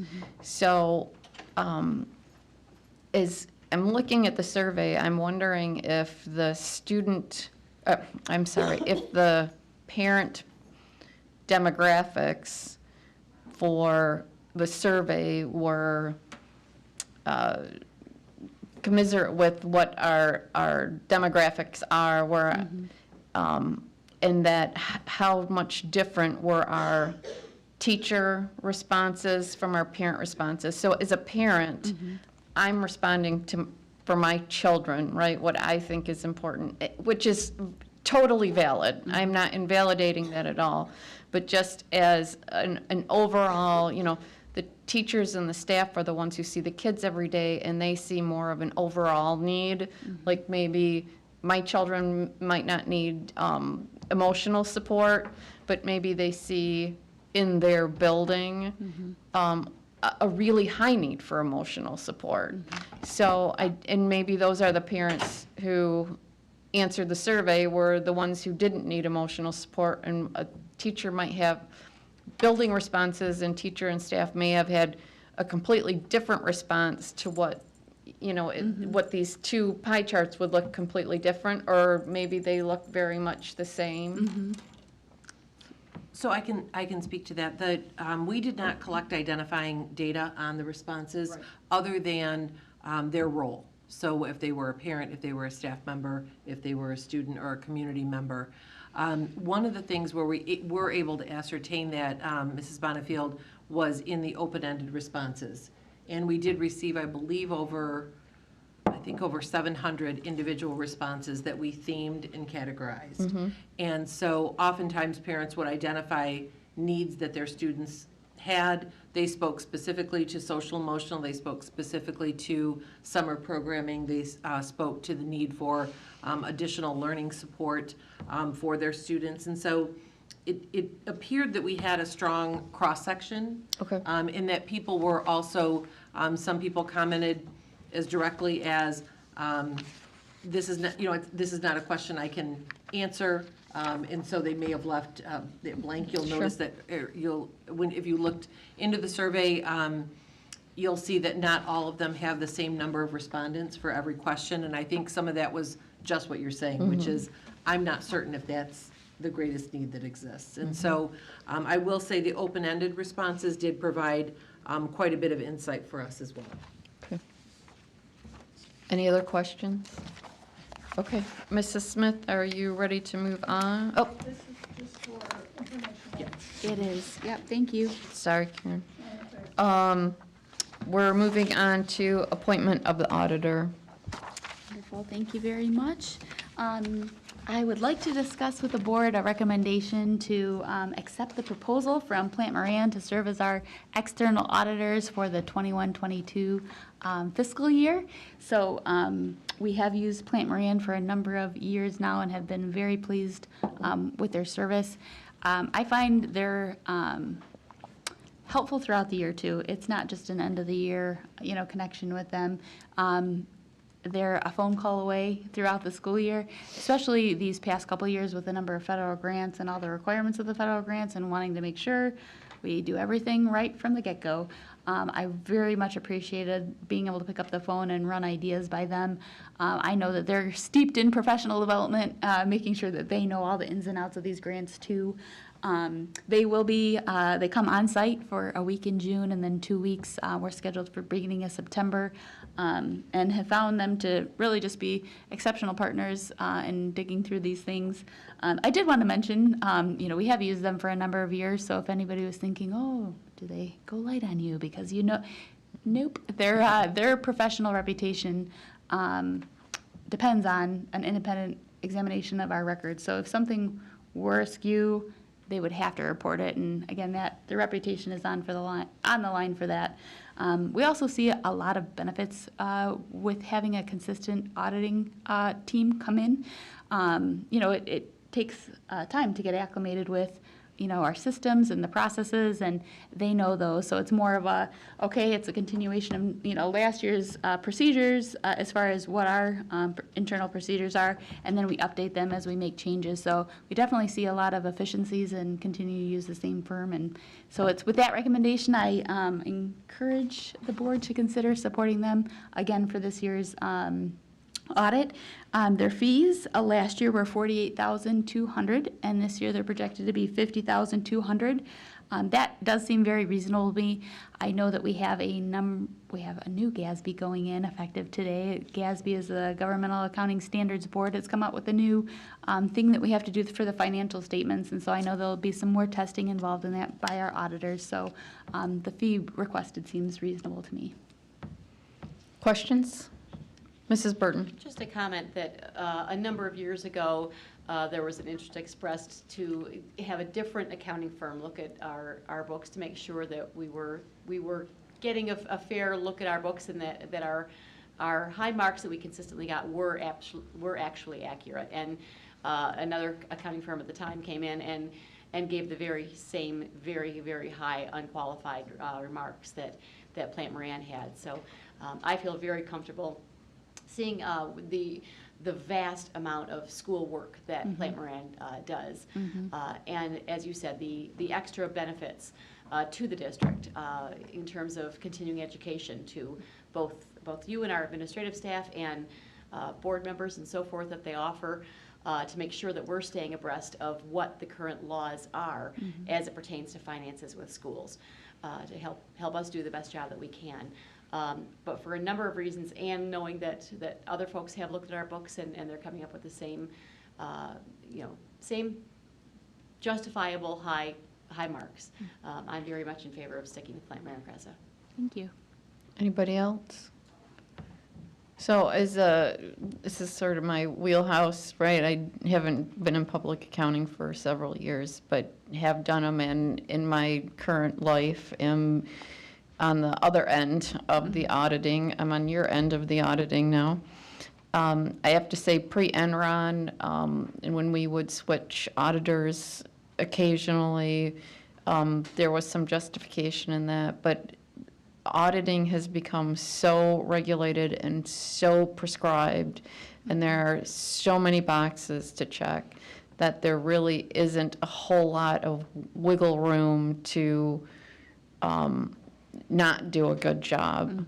And I think the relationship that we've built with Plant is extremely important, and the help that we get over the course of the year. Because, again, years ago, this stuff stayed pretty flat, and we didn't change a lot, and the randomness of all of the regulations and tax regulations and requirements and GASBs and all that change so rapidly right now, and it just, half the time they, in one document, will give you directions for two different things, or we get documents that they say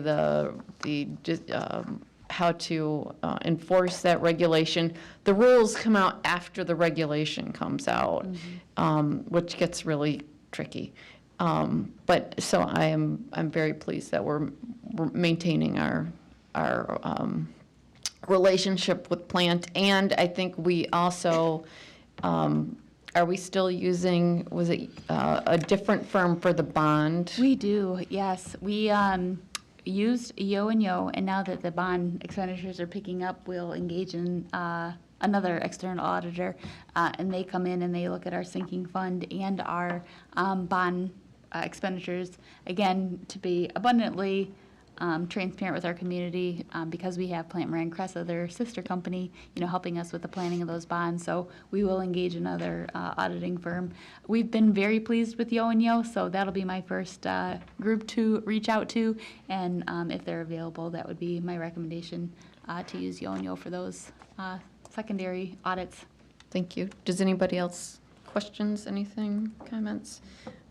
Okay, ready? All right. Oh. No, this. Yep, this one will come forward. Vote on this one, yep. Yes. Yeah. Yep. Oh, we do vote, okay. Yeah. And I don't know, I don't think we've ever done it as a consent agenda. I think we've always talked about it. I don't know if. It's probably, I would say that it's of the consent agenda-able stuff, that it's probably one of those things that's better to talk about and keep people informed, because that's really boils down to the highest level of, looking at our books and, yeah. That sounds good. And I'm not seeing any disagreement on that. Okay, so we are coming up to the Wayne Risa budget, and for Mrs. Bradford, I believe this is going to be a voting item, correct? This will be, yes. I got your back. Thank you. So as you know, every year Wayne Risa submits their proposed budget to us for review, and then they're looking for some feedback to provide to their board. That is a legal requirement. So when we get it, we do go over it with a fine-tooth comb. I typically will kind of hone in on a couple funds of particular interest, I think, to our district. The three that I'm specifically looking at is their general fund, their Act 18 fund, and then the now enhancement millage. Their general fund, I like to take a look at because I think it is an indicator of their continued service to local districts. If we were to see a significant drop in expenditures, there might be some, are they planning to, shrink their staff? What, it might prompt more questions. I didn't see anything, that alarmed me in their general fund. It continues to be very healthy. I see for the 2023 school year, they're looking at a 79% fund balance, so definitely very healthy, 79%. Yep. The next enhancement is the enhancement millage. I'll talk about that. We all are very familiar with the Wayne County enhancement millage. So as you know, our community and the Wayne County community has approved a 2 mil levy that is collected.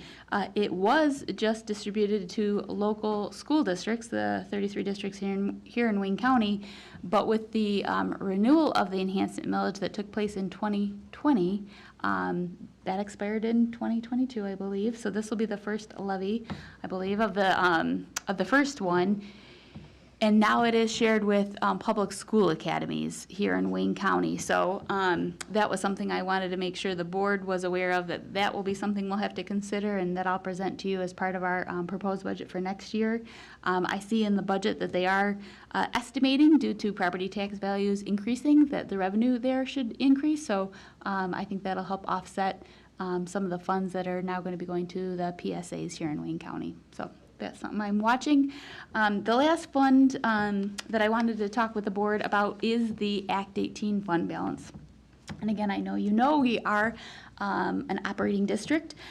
I should back up for those not familiar. The Act 18 fund is for special education programs across Wayne County. I believe it's a 2 mil tax levy that's assessed on properties here. It is operated by Wayne County, or I should say the funds are collected by Wayne County, and then they have operating districts. We are one of those. We have 4 different programs we run here in Livonia. We run a program for autism, one for moderate cognitive impairment, one for work skills for 18 to 26-year-olds, and we also have the visually impaired program. One thing that stood out to me was their fund balance. So the fund balance does continue to be very healthy. They're projecting the fund balance to be about 150% at the end of this school year.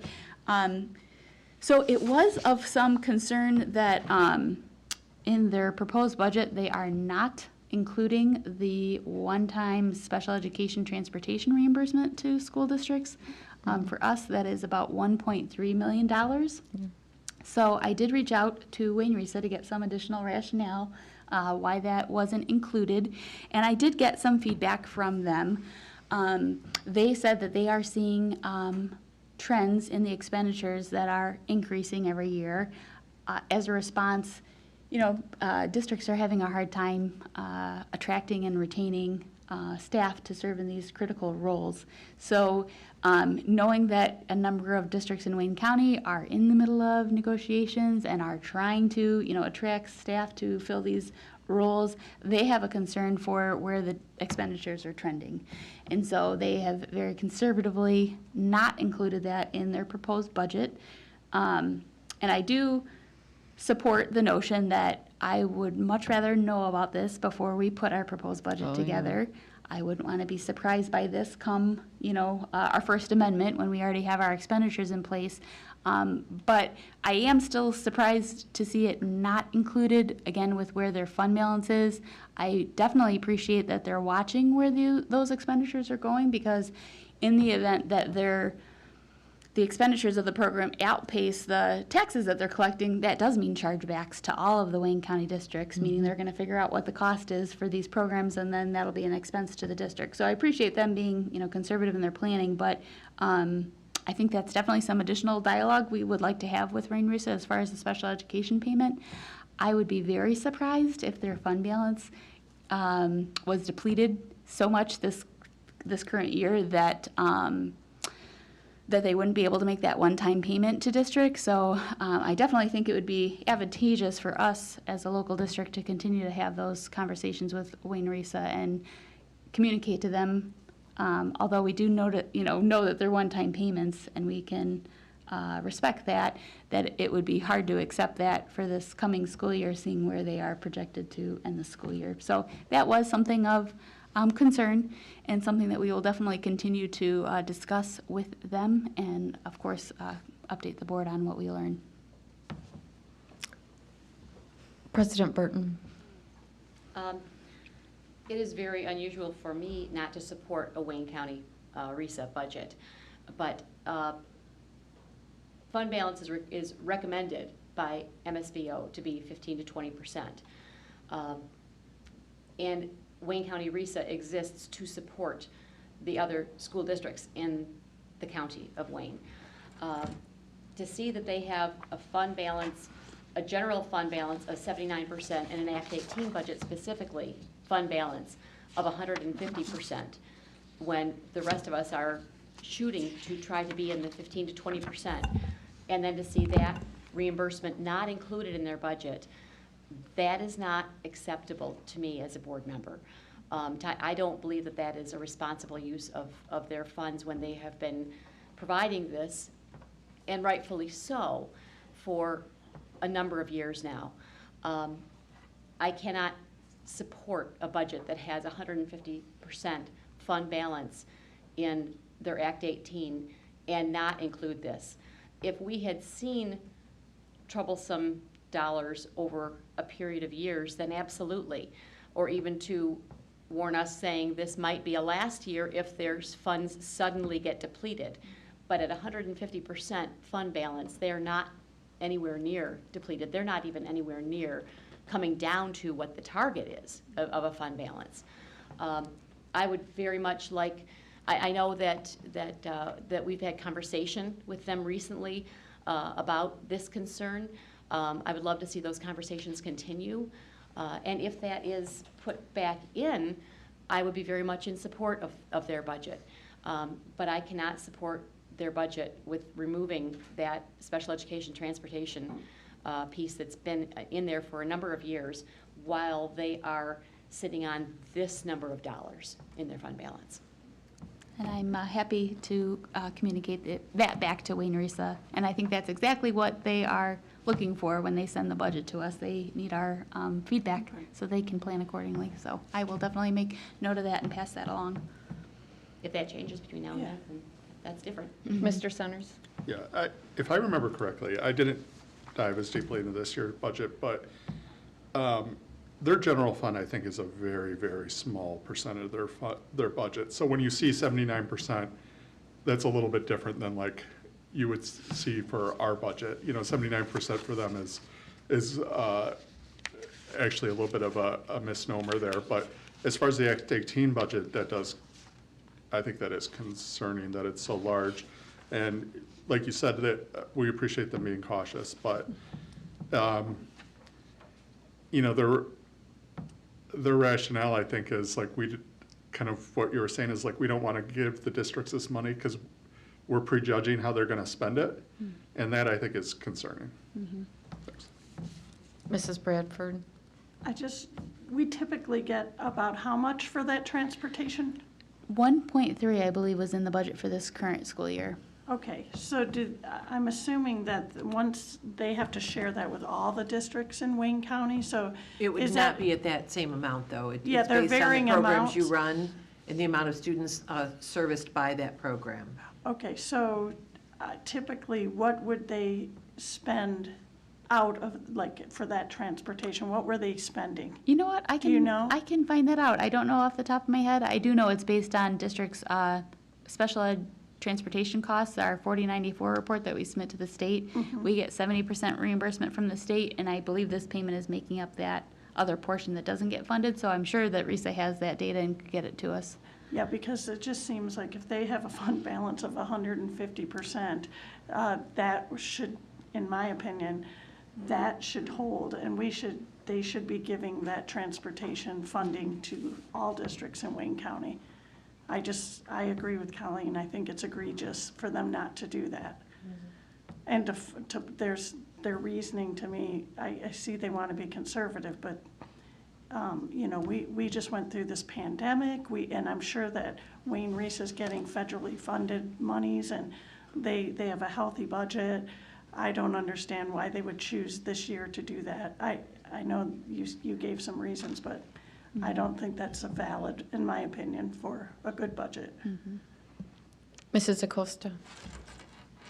So is it safe to say then, hypothetically, if they're holding these funds, waiting to see how we would like to spend them, that the next year then, the amount that they would allocate would be double what they would expect to have allocated this year? I don't think so. Because that would disturb Yeah. district funding. I think what we would most likely see is them prepare a budget amendment for their board, and their board would authorize the special education payment this year. So typically for the Act 18 program, we have to submit a budget amendment to them in the fall. So I think they want to see what district's actual staffing costs are, because the largest portion of costs in the Act 18 program are staff costs.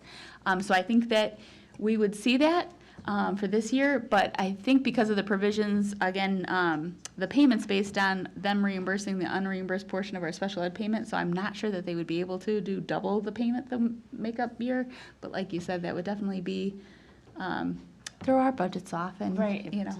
Yep. And then, I guess if anybody looked at any budget and saw that 150%, then you question, did they expend it at all? Mm-hmm. Because technically, you have 100% of your budget Mm-hmm. over. So it's just questionable on how they're supporting the districts, as they claim to say at that point. And I will add, I know Jen Terriel can speak to it, the budget proposals that we submitted to Wayne Risa for the 22-23 school year, they did approve everything that we requested. So they are working with operating districts, and we do appreciate seeing that. But yes, I think definitely not including this payment has come as a surprise to all of the local districts. Thank Mrs. you. Bradford? Sorry, just adding on to I'm that. sorry, Mark. So if we're voting on the budget for next week, how do we make it known that we don't, do we just not approve that budget, or it's up to us to make that decision? How does that work? I'm just pulling out, they do have a resolution, I can pull up and see what the resolution is, but my next steps would be to contact them tomorrow to let them know that we did hold the board meeting. This is the feedback that I got from my board, and I would put the ball in their court as far as getting a response back to us, and as far as being able to update their proposed budget. But I can let them know that what I'm hearing from my board is that they can't support the Wayne Risa budget as it stands without that special ed transportation payment in there. Okay, thank you. Or maybe they express knowledge that when the costs do come in for fall, they do plan to add that back into the budget. And again, it seems, I don't know how they would go up that much, but yeah. And I think when this payment started, the first year, it truly was Meant to told be to us one-time. as a one-time payment. It then was the next year not included in their proposed budget, but it was in their first amended, and so we found out about that in the fall. And for, I believe, the past 2 years, it has been part of their proposed budget, therefore, we have made it part of ours. After that period of time, I can certainly see why our board and even our assumption was that that payment would continue. And so I certainly feel like we've gotten clear direction from our board, and both Ms. Smith and I will reach out to Risa to express where we stand at this point and get any follow-up information and make sure you have that this week in advance of our voting meeting next week. Mr. Johnson? Thank you, Mrs. Manafield. I wholeheartedly agree with both President Burton and Mrs. Bradford with respect to the fund balance and the inclusion of the payment. And don't ask me how I found this. Maybe I was looking for something to read as I was trying to get to sleep. But under their capital projects fund, they've got an error. Oh dear. A big error. Gotcha. The bottom line is fine. 14. It's the third to the last page. Yeah. Again, don't ask me how I figured this out. But when you look at the total revenues, they should both be 501,000 or 501,000, and out Yep. on the proposed budget, 1,501,000. I see it. Yeah, we'll relay that back to them. Again, Good catch. don't ask me how I found that, but I did. If you're going to go for a second career, you could be join the Plant Proofreader. Moran team. Yep. There you go. Okay, thank you. Thank you. I will pass that on to them. I'm sure they'd like to update that before they take it to their board. Other questions? Mrs. Burton? Just a comment.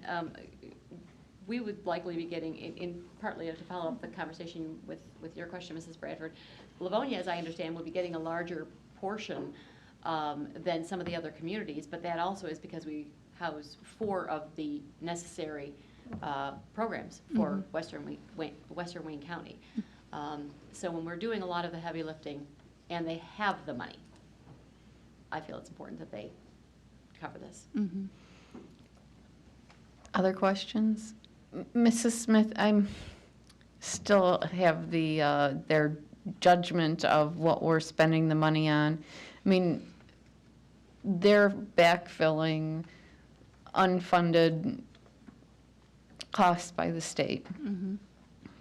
That relieves, other money for other costs. Do you have any information on what they are?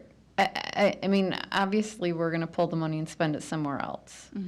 What they're feeling, what they feel is inappropriate spending on a district's part, what they're, are they overpaying, they feel they're overpaying their drivers, they're buying like extravagant school buses? I mean, what is the judgment that they're making?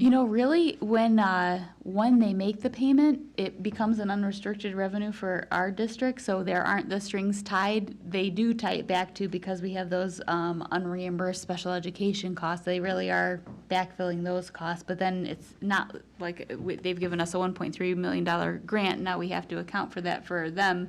But that's how we have been using it. It goes to offset our driver costs. But really what they're saying, and I've got the email from Mr. Ezekian, who was the one to read back. If you don't, what was that? Yeah. I'm just going to hop in really Of course. quickly for a moment on that topic.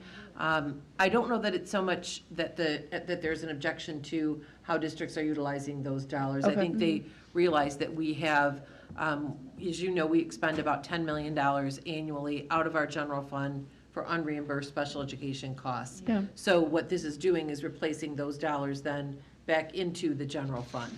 And so if we do not receive this payment, then that $1.3 million that we do allocate in the general fund and utilize for a wide variety of expenses would indeed now need to come as part of our expenditures without a revenue line item attached to it. So part of that is a recognition that our special ed expenditures are not fully covered. And again, our district takes about $10 million of our general fund to fully cover our expenditures. So this really is, again, backfilling some of those dollars. And I don't believe that they're placing any guidelines on the utilization of that. They're simply saying that there may be some cost pressures coming in the next couple of school years, that they're concerned that their expenditures will then have a commensurate increase.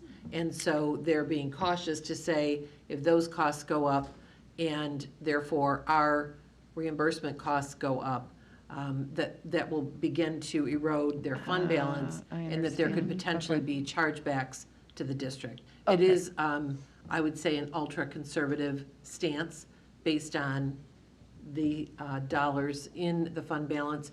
However, I just wanted to clarify, I do not believe this is a matter of Risa I placing understand. judgment on how local districts are utilizing this. I think they're trying to forecast budgetary pressures that they Okay. anticipate coming based on feedback they've gotten to date. Okay, that that makes is- 100%. Yep. So I think what maybe, my suggestion would be that they need to come up with a different measure, right? If it's a percentage, say, we'll give you X many number of, everybody gets X many number of dollars for every hour that you run your buses or whatever.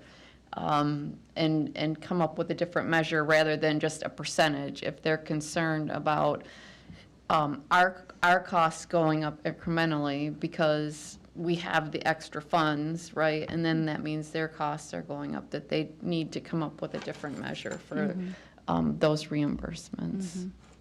Makes sense. And I Um, would like to state, as we all know, we do appreciate, Wayne Risa has generally been very good partners for us. They have made these efforts because they heard the feedback from school districts asking about their fund balance. So the special education transportation payment was something now, I think at least the last 4 years that we've seen, and so we appreciate that. And this year, too, if you'll recall, they made another one-time payment for program costs, special education program costs in the general fund that were not being reimbursed. So they generally, I know, do have our interests at heart and try to do right by their locals.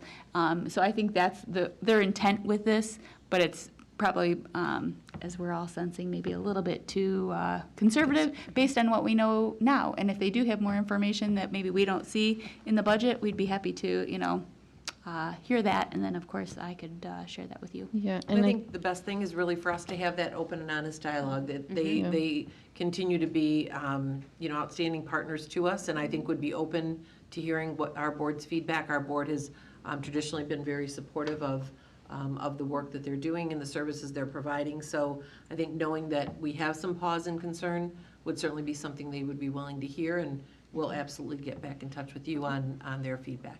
Yeah, and I think one of the things too is, we have what we consider a healthy fund balance, and we also get pushback on the percentage of our fund balance. So I would be interested, whatever their justification is, to have a clear direction on why they feel that, that they are keeping that fund balance, and they may have a good justification for that. Same as we make justifications why, we keep our fund balance at a certain level, and what we, the money that we save and stuff like that. And then my other thing is when we present to Risa our concerns,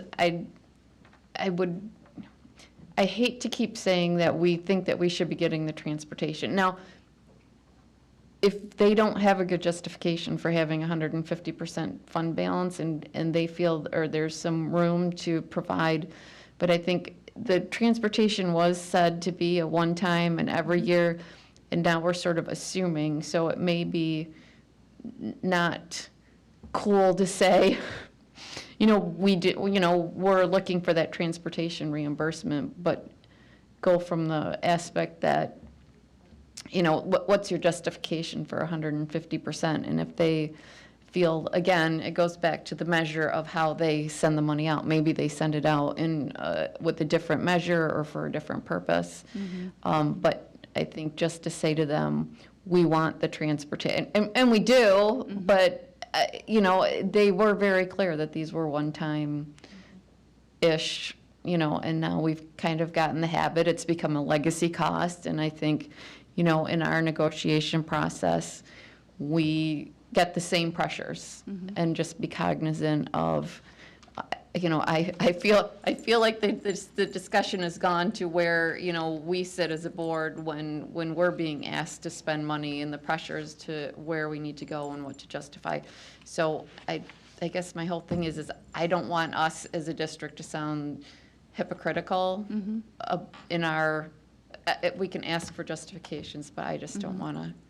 Anyway, Mrs. Acosta, you had a question. So I think it's kind of just, I think that it's the sticker shock in the sense that we understand that 15 to 20% is a healthy fund balance. And so when we look at that percentage, it just kind of, is mind blowing. But maybe I'm not understanding, what is their normal fund balance percentage? Like, is this really that large of a percentage increase, or it just seems in comparison to ours? Yeah, for the last number of years, the fund balance for the Act 18 fund has been rather high. I don't honestly, and I can go back to look at the prior years, but I could say very confidently it has been at least 100% fund balance for the last few years. The 150 actually did seem more high than usual. But, and again, I know they would say, just like us, our intention isn't to hoard money. We want to spend it on the students in front of us today, but we want to be responsible and have plans to make sure that we can provide those same services in the future. So I appreciate the fund balance that they do have. I would hate for them to spend every penny they get this year and then, oh my gosh, what are we going to do this year? We've got more students that need services or different things like that and not have the resources to be able to fund that. So I appreciate where they're coming from. But yeah, it is rather high, Mr. Centers. Yeah, just one last thing. I think it's the percentage of fund balance that really raises my concern. I think if it was lower, then I would see more of a case, because I just don't see the costs increasing at a rate that, where their fund balance is so high.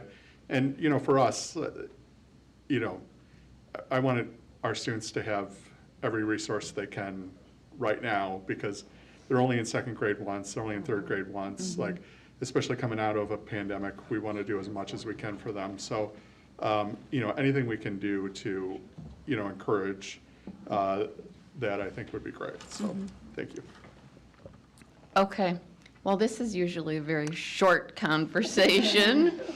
And so thank you very much. As everybody's got their say in on this, and then it sounds like I'm going to turn it over to Mrs. Burton. Thank you. Thank you, Mrs. Smith. We've been here for a couple of hours, and we do have a number of items on our board, on our agenda still yet to go. Is everyone all right if we take a 5-minute break? Oh, yeah. Use facilities and so forth, and we will take a brief 5-minute recess and rejoin in a few. All right, thank you. We are now at recess.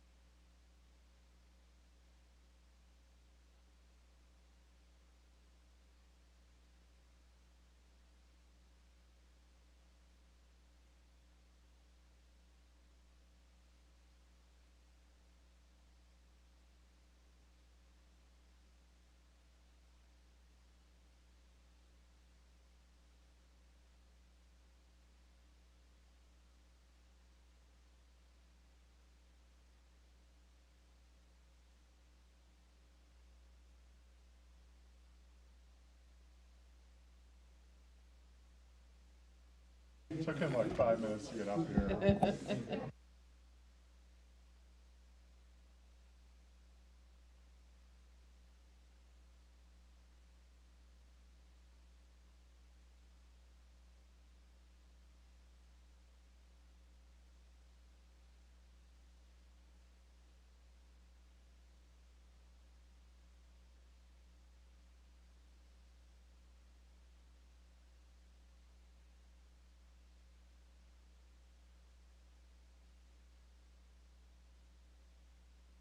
Come back on, folks?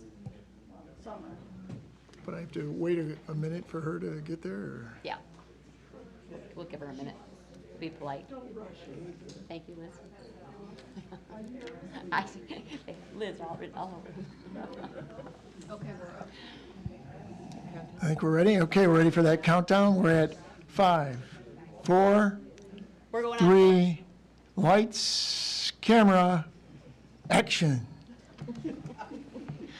Welcome to the continuation of the Livonia Public Schools Board of Education Committee of the Whole meeting of May 16th, 2022. Thank you for your indulgence to our audience for our brief recess, as we have been going at it for more than a few hours, so needed a little bit of a break. We're going to continue with our agenda right now. Item 5 is our curriculum committee, and I'll be turning it over to Mrs. Acosta. Thank you, President Britton. Our first item, item 5A, is the MHSAA membership resolution, and for that we have Mr. Willenborg. Thank you, Ms. DaCosta, and I'm back again, this time to talk about athletics and our membership resolution. Each of our middle and high schools have been long-term members of the Michigan High School Athletic Association. Membership is a voluntary consideration, but if we want our schools to participate in post-season tournaments that lead to district, regional, and state championships, we must have an annual Michigan High School Athletic Association membership resolution approved by the Board of Education. The membership resolution in your packet is from last year. We have not received the resolution this year. It'll be very similar, and usually I get it, it's mailed to me during late May. But it stipulates that our district and our school are adopting the Michigan High School Athletic Association rules, their regulations, their interpretations as our own. We essentially become signees to the Michigan High School Athletic Association Constitution and the governing bylaws for each sport. With our approval, we incur responsibilities to educate our community regarding Michigan High School Athletic Association rules like academic eligibility, and to monitor compliance within our programs, to investigate violations, and to administer penalties. Like I say, it's an annual event. I think you're all familiar with it. And I'm not sure if we'll have it in time for next Monday night. If not, now we'll wait till the voting meeting in January to put, I'm sorry, January, Yeah. June. In June, to vote, to pass that along to the regular meeting. I'm hopeful for next week, but it's likely that it'll be the June voting meeting. Can I answer any questions? Any questions? Okay. And so I think we'll just wait to hear. Right, and it would be a consent agenda. agenda. And I'll keep in touch with Ms. Wozniak when it comes in, and I'll ask Ms. Bradford to sign it, and we'll pass along either next week or the June meeting. All right? Thank you. Thank you. Thank you. Okay, moving along to item 5B, elementary integrated units, and we have Mrs. O'Brien and Ms. Corey. Good evening. Good evening. Mrs. Corey and I would like to take a little bit of time this evening and share with you where we are at with our elementary integrated units that we have been writing and our teachers have been using and our students have been flourishing with. We have a presentation that's going to go up on the screen, and Mrs. Corey is going to, oh, you have your own. Mrs. Corey is going to share some of the work that we've been doing and give you some great examples of what our students are experiencing.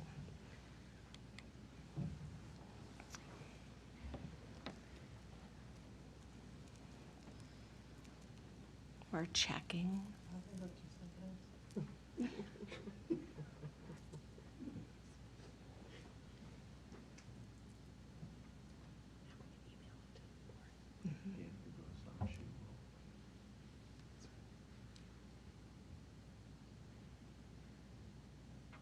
If Mr. Francis doesn't get it up, I'll email it to you real quick.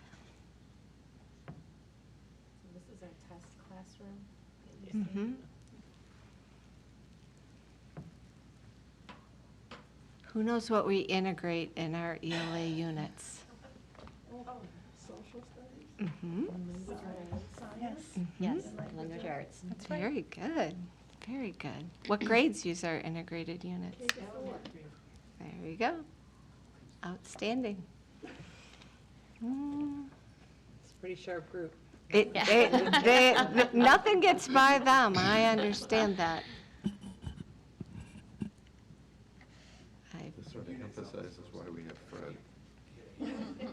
Okay, so what do you suggest? We'll send this off to your computer, and so we could work off of, you'll present off of Mrs. O'Brien's computer, and then sounds great. you'll have it in front of you, and we can follow along. Does that sound good?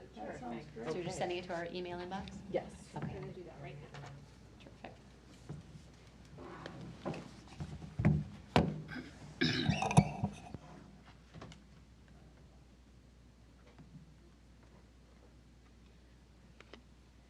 Do you want to start talking a little bit about the history? Sure. Wanna do this? So what I'm going to do is start with a timeline, and I'm going to take you through this timeline so you can see where we've been and then where we are now.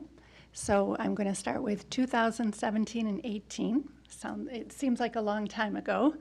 And at that time, we started with the third grade reading law. And academic services identified the need for a guaranteed and viable curriculum. And then we also started with our literacy coach team. And I was a part of that team, Lauren Schnell and Corrine Alt. And then the following year, the administrative leaders came to a consensus and identified a plan for our guaranteed and viable curriculum. And the first integrated learning module was developed and field tested at Grant in the third grade team there at Grant. And then our literacy coaching team was also expanded at that time. And then fast forward to 2019, 2020, we started our module rollouts, and we rolled out second, third, and fourth grade, one rollout for each grade. And then COVID shut us down. And so we rolled out kindergarten and first grade virtually. And then we began to collect a lot of feedback from teachers and principals. And then we also partnered with Risa, and I worked with the assessment coordinator there, and we studied the assessments on the, that were contained in the modules and kind of did a deep dive into assessments to make sure that we were heading in the right direction there. And then we collected a lot of feedback and modified the modules according to the feedback. And we kind of continue that process all along the way. That's a big part of our process, is getting feedback and learning from that feedback, and then continuing to make improvements. And then the following year, 2020-21, additional modules are developed, and we have curriculum writing teams that continue writing these modules. And our grade level coaching team, or our coaching team expanded. And then we started our district team meetings, where we would have our grade level teams meet, and then the literacy coaches would lead collaboration and planning at that time. And then continued with the professional learning for teachers, principals. And then at that time, I partnered with Hanover research team, and they took a look at a module and did a thorough analysis, and then provided feedback, and then guided me in certain areas. And then this year, our development of the modules are 90% complete, and we continue to collect feedback from the teachers and students. We've actually interviewed student teams to get their feedback, and then we, again, continue to work with the Hanover researchers. And then our literacy coaches are continuing their work, and they are aligned to our triad, so we've grouped them according to triads. And then I've also engaged literacy leaders this year, and we are in the process of creating a tool where we collect writing exemplars for every performance task. We annotate them, and we're putting them into a slide deck so that teachers will be able to use these exemplars at the close of every module. So we're moving to slide 3. I thought this slide was kind of nice. It's modules by the numbers. So we have 37 modules developed and 584 learning sessions. 10 schools were involved in this process. 39 teachers participated in writing the modules.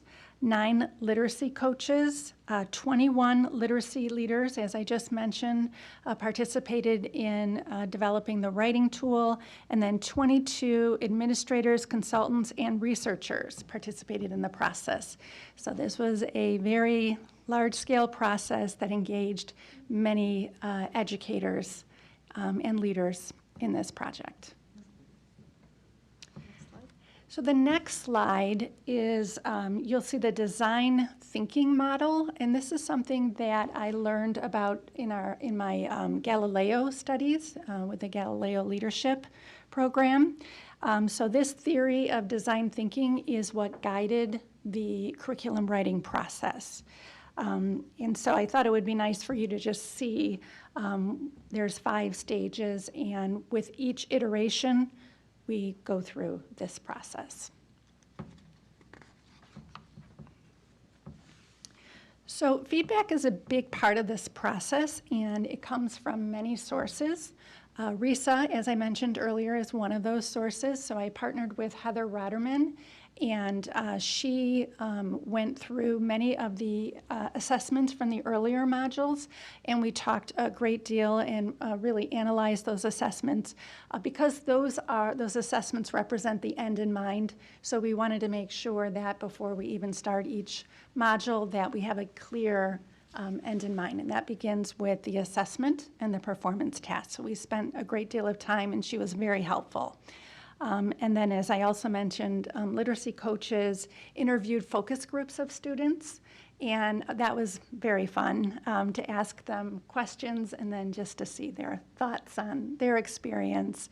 And then again, they also provided us with some very actionable feedback. So it was also not just fun, but helpful too.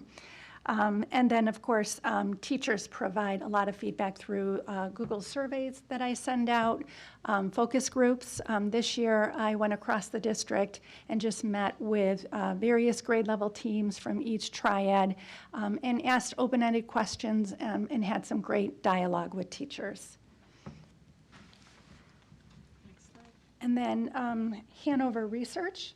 So they reviewed a module, did a very thorough review, and then provided me with some feedback, but also some guidance around 4 main areas.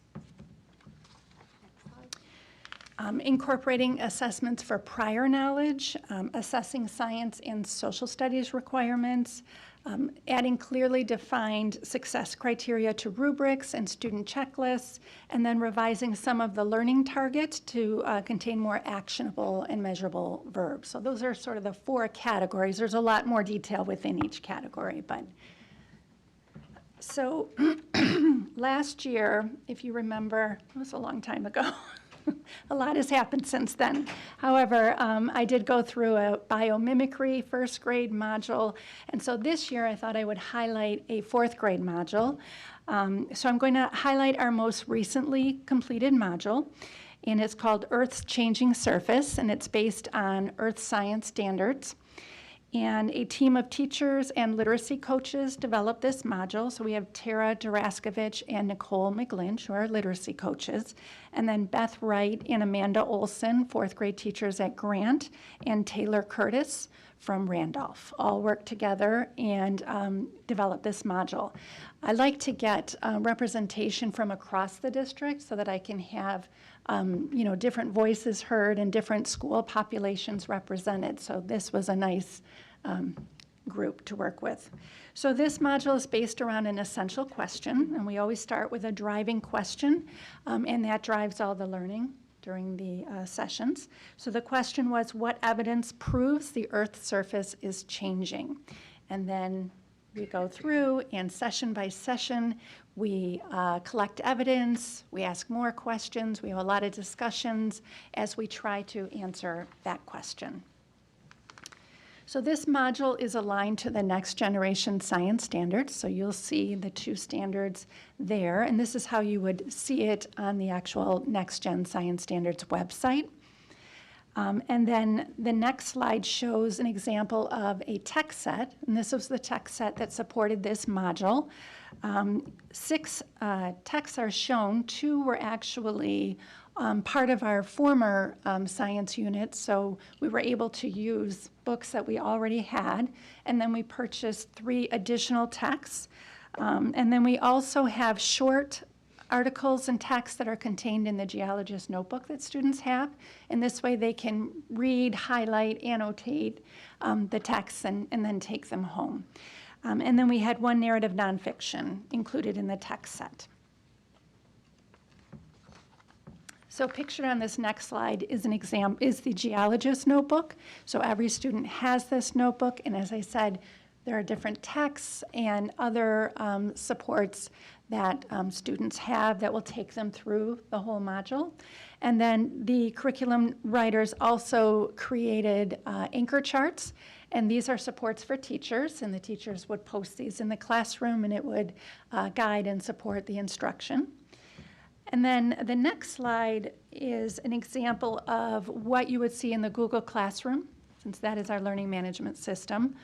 All of the modules are contained in the Google Classroom, and each section contains the session overviews, the geologist notebook pages, and a slide deck, as well as any other resources that the teacher would need.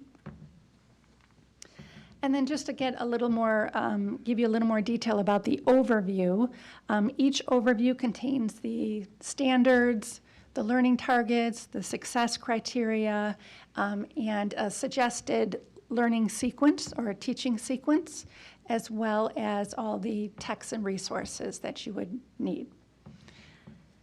And then this particular module contains 5 labs or demonstrations. And the idea is that you want students to first experience the science content through the demo or through the lab, and then talk about the concepts using the vocabulary. And then they would further enhance their learning by reading about the content, and then they would have discussions with their peers using that vocabulary. And then the last phase would be communicating their learning through writing. So it's kind of the do, talk, read, and write. And that pattern repeats itself throughout the sessions. So I'm going to highlight sessions 3 to 5 for you so you can see how ELA and science are integrated throughout each of the sessions. So the first session, this is Kim McConzak. She is a 4th grade teacher from Coolidge, and she was kind enough to let us come in her classroom and videotape and photograph and talk with the students, and that was the highlight of my week for sure. And so in this particular module, the students are primarily using 2 different kinds of text, a scientific text and a technical text. And the technical text is actually the lab report with all of the instructions and diagrams and places for them to write. And then the scientific text is the nonfiction text that gives them the information they need. Scientific vocabulary is introduced throughout all of the sessions. And then students are expected and encouraged to use that conversation or that vocabulary right away in their conversations, and then eventually in their writing. So if you look at this next slide, this is the continental drift simulation, and this is the first example or evidence of change that they're going to observe. And the supporting question for this particular lesson is, how does the intense heat inside the Earth affect the Earth's surface? It is a video, but it's going to be, you're not really going to be able to view it because everyone's video would be on. So you can maybe watch it later. It's really pretty cool because as soon as, or what Ms. McConsack did is she took a pot of milk and then put it on a hot plate, and then you sprinkle the cocoa on top. So the milk represents the inner core. As it starts heating up, then you start to see the change on the surface. So the hot cocoa represents the Earth's crust. And then as it heats up, you watch, and then you start to see the cracks, and then you start to see them move apart. And so that's a nice simulation of continental drift. So when you watch the video, you start to see the kids get very excited, and they start to like hoot and get pretty excited as you start to see those first cracks and you start to see the movement. And then as they are observing, they'll pause and they'll record their observations on their lab report. And then afterward, they have some more discussions, and then they draw conclusions based on what they read. And then the next session, they would then begin reading. And by this point, they have a lot of vocabulary. They have a good understanding of this concept of plate tectonics. And so now they're able to bring all that to the text that they're reading and access the text very easily. So what's nice about this is it really allows for everyone to be successful and access the text. So whether you come in with some language deficits or perhaps you don't have the prior experience, by doing these labs, having these conversations, now you're more able to read the text and learn from the text. So it kind of levels the playing field, so to speak. So they read the text and then annotate the text, and also use that information to record evidence in their graphic organizer. And then session 4, they're getting a little more into some more complex text and learn more about the evidence of plate movement. And this is another video. I hope you do watch it because it's really exciting to see the students reading, and then they stop and they'll say, oh, there's more evidence of change. And then they start talking about it, underlining and annotating, and they look, they're excited to learn. So I would encourage you to check out the video. And then the next slide shows you how we are taking now this new learning and we're communicating it in writing. So in this particular task, the students have their graphic organizer on which they've collected all of their evidence, and now they're going to write a claim evidence reasoning piece. And this is where you're going to state your claim that proves the theory, and then you're going to provide the evidence, write the evidence, and then you're going to show how the evidence supports the claim. And these smaller writing tasks are sprinkled throughout the sessions so that by the end, they're able to do the larger performance task. So this is sort of, they're building momentum, they're getting practice, building stamina for writing, and then they're also tackling all the different pieces of evidence that will support the Earth's change at the end. And then on the next slide, I have an example of the performance task, and this is what all of their work has led to. And at this point, they're going to create a slideshow on which they will provide 3 examples of evidence that the Earth changes. So they'll be taking all this evidence they've collected, synthesize it, and then communicate it in this slide deck. And then the last step is to take an assessment.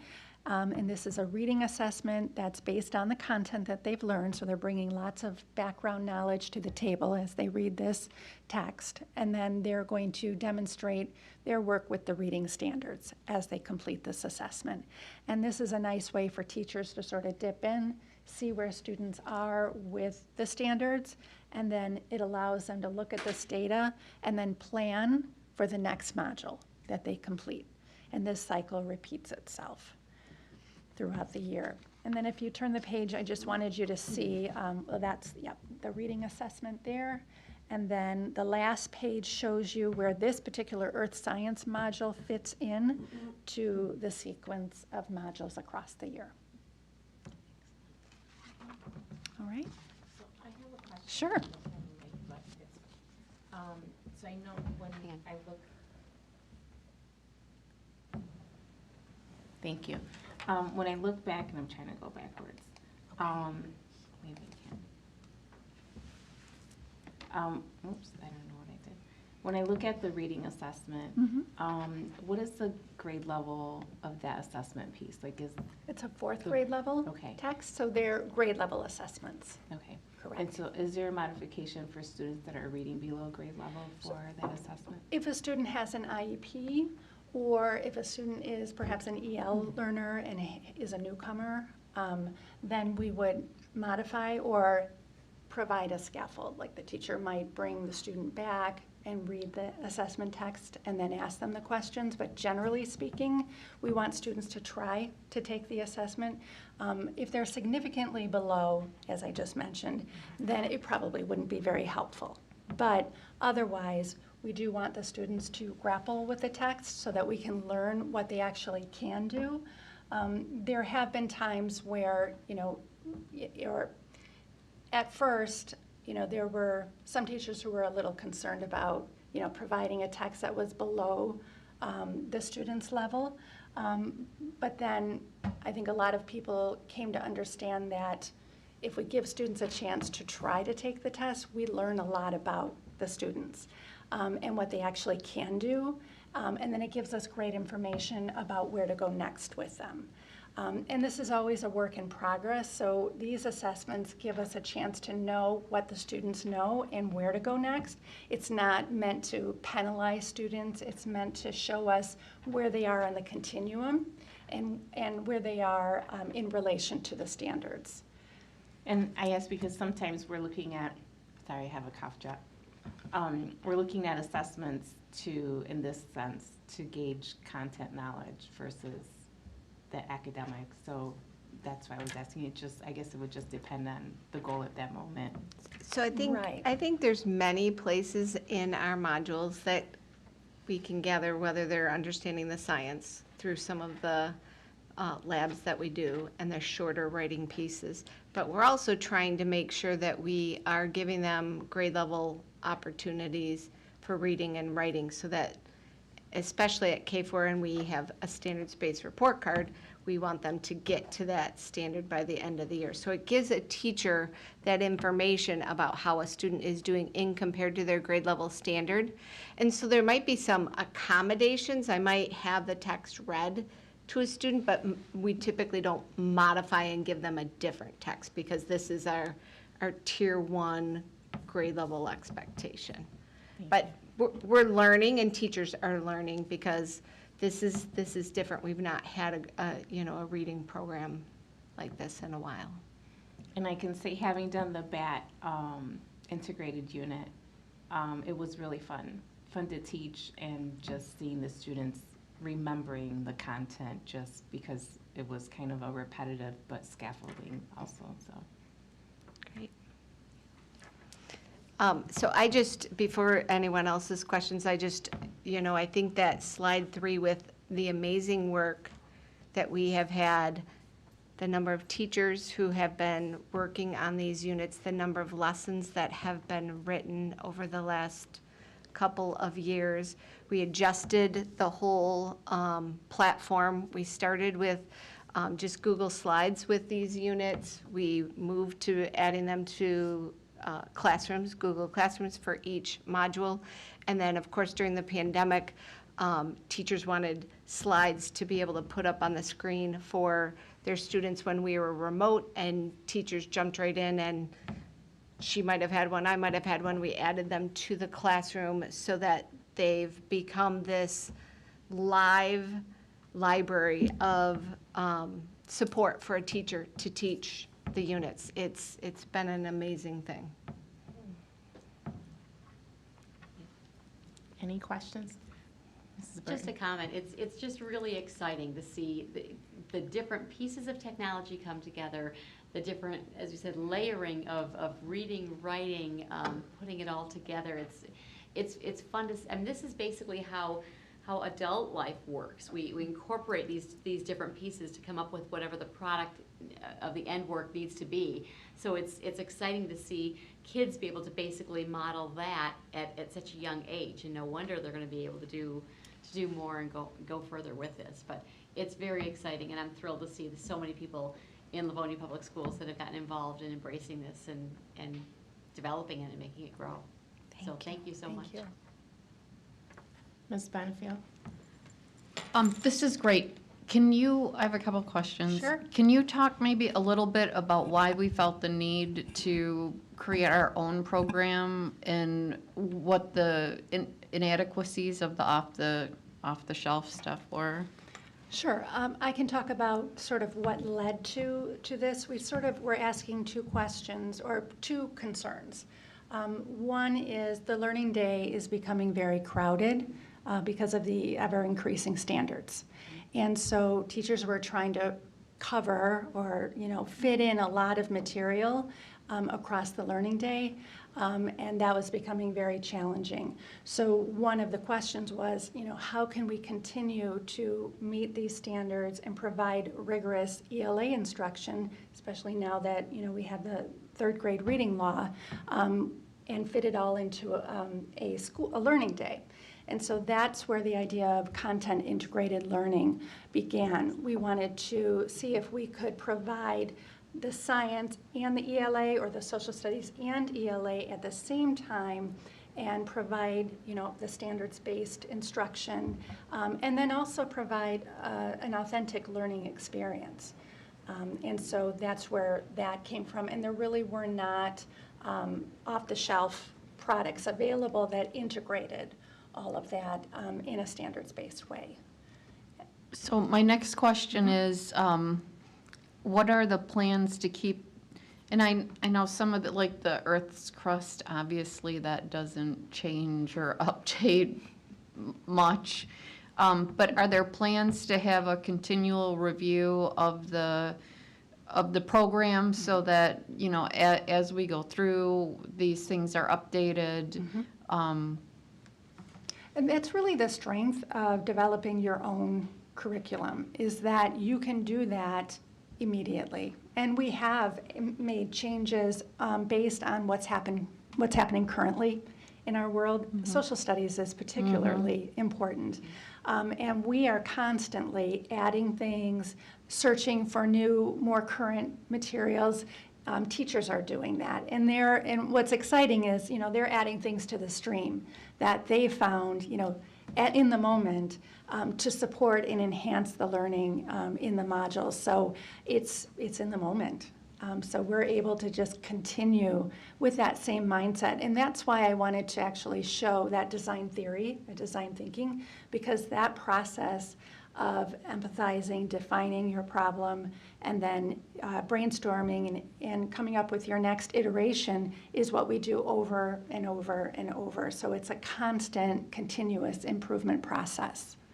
Okay. And can either of you speak to a little bit, just as a follow-up to Mrs. Bonifield's question, the idea that many packaged ELA curriculum try to cover, but maybe not in depth, every standard, and that our district has specifically created priority standards and supporting standards, which this allows us to focus on. And that was really the second part of the strength to address your question.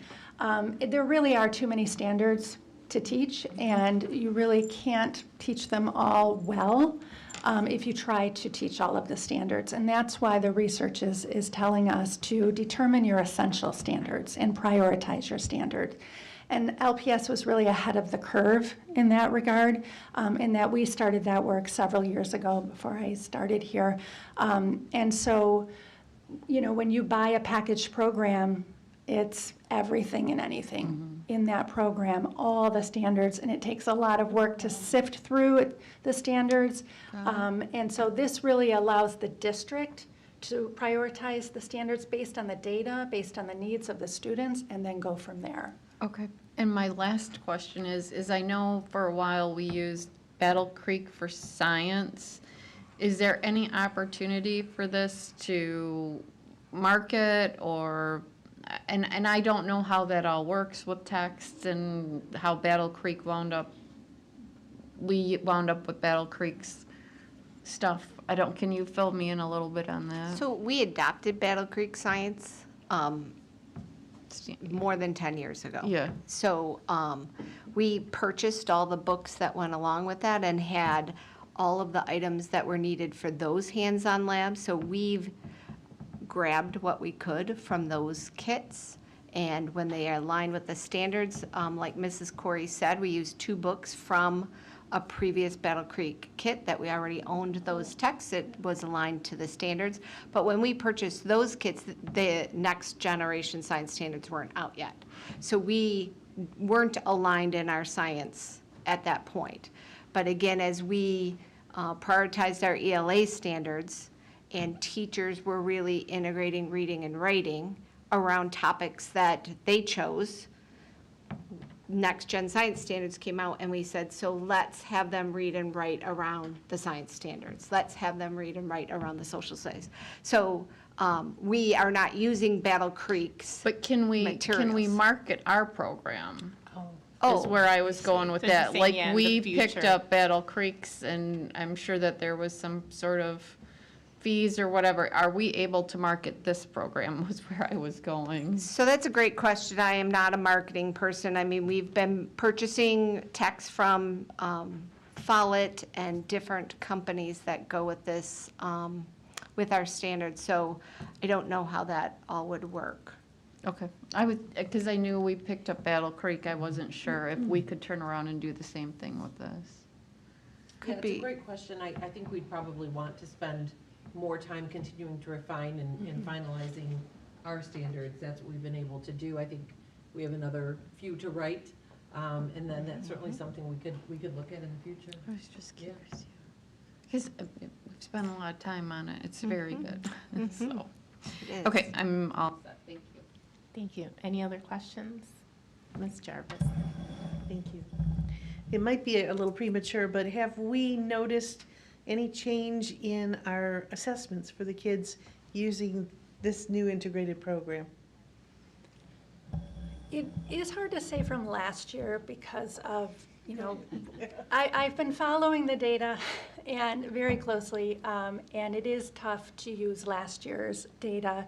And so what we spent a lot of our time looking at is like the formative assessments, those end of module assessments, and the iReady data. And then once the M-STEP data is published and available to the community, then we definitely want to take a deep dive and look at that data. I'm very excited to, see the data and see what happens. But I hesitate to use last year's data to come to too many, firm conclusions.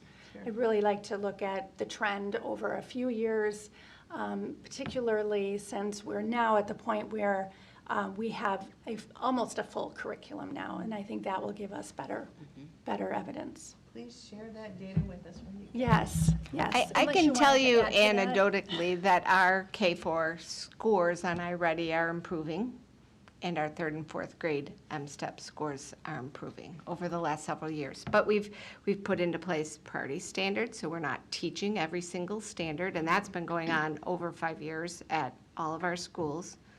We got literacy footprints to hone in on our guided reading, so a brand new program there.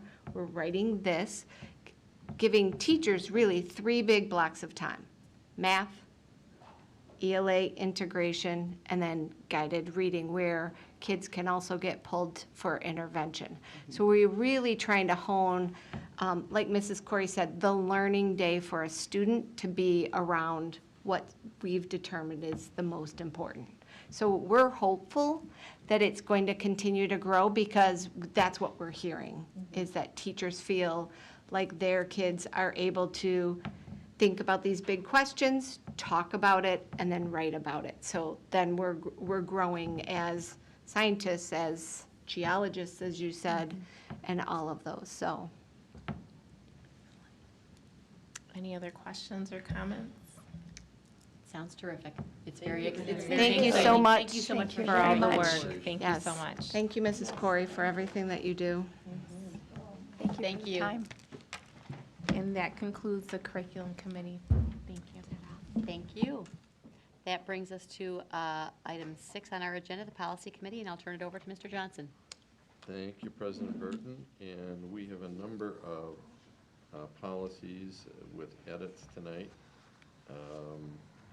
Are you going to lead us through that, Mrs. Oak? Yes.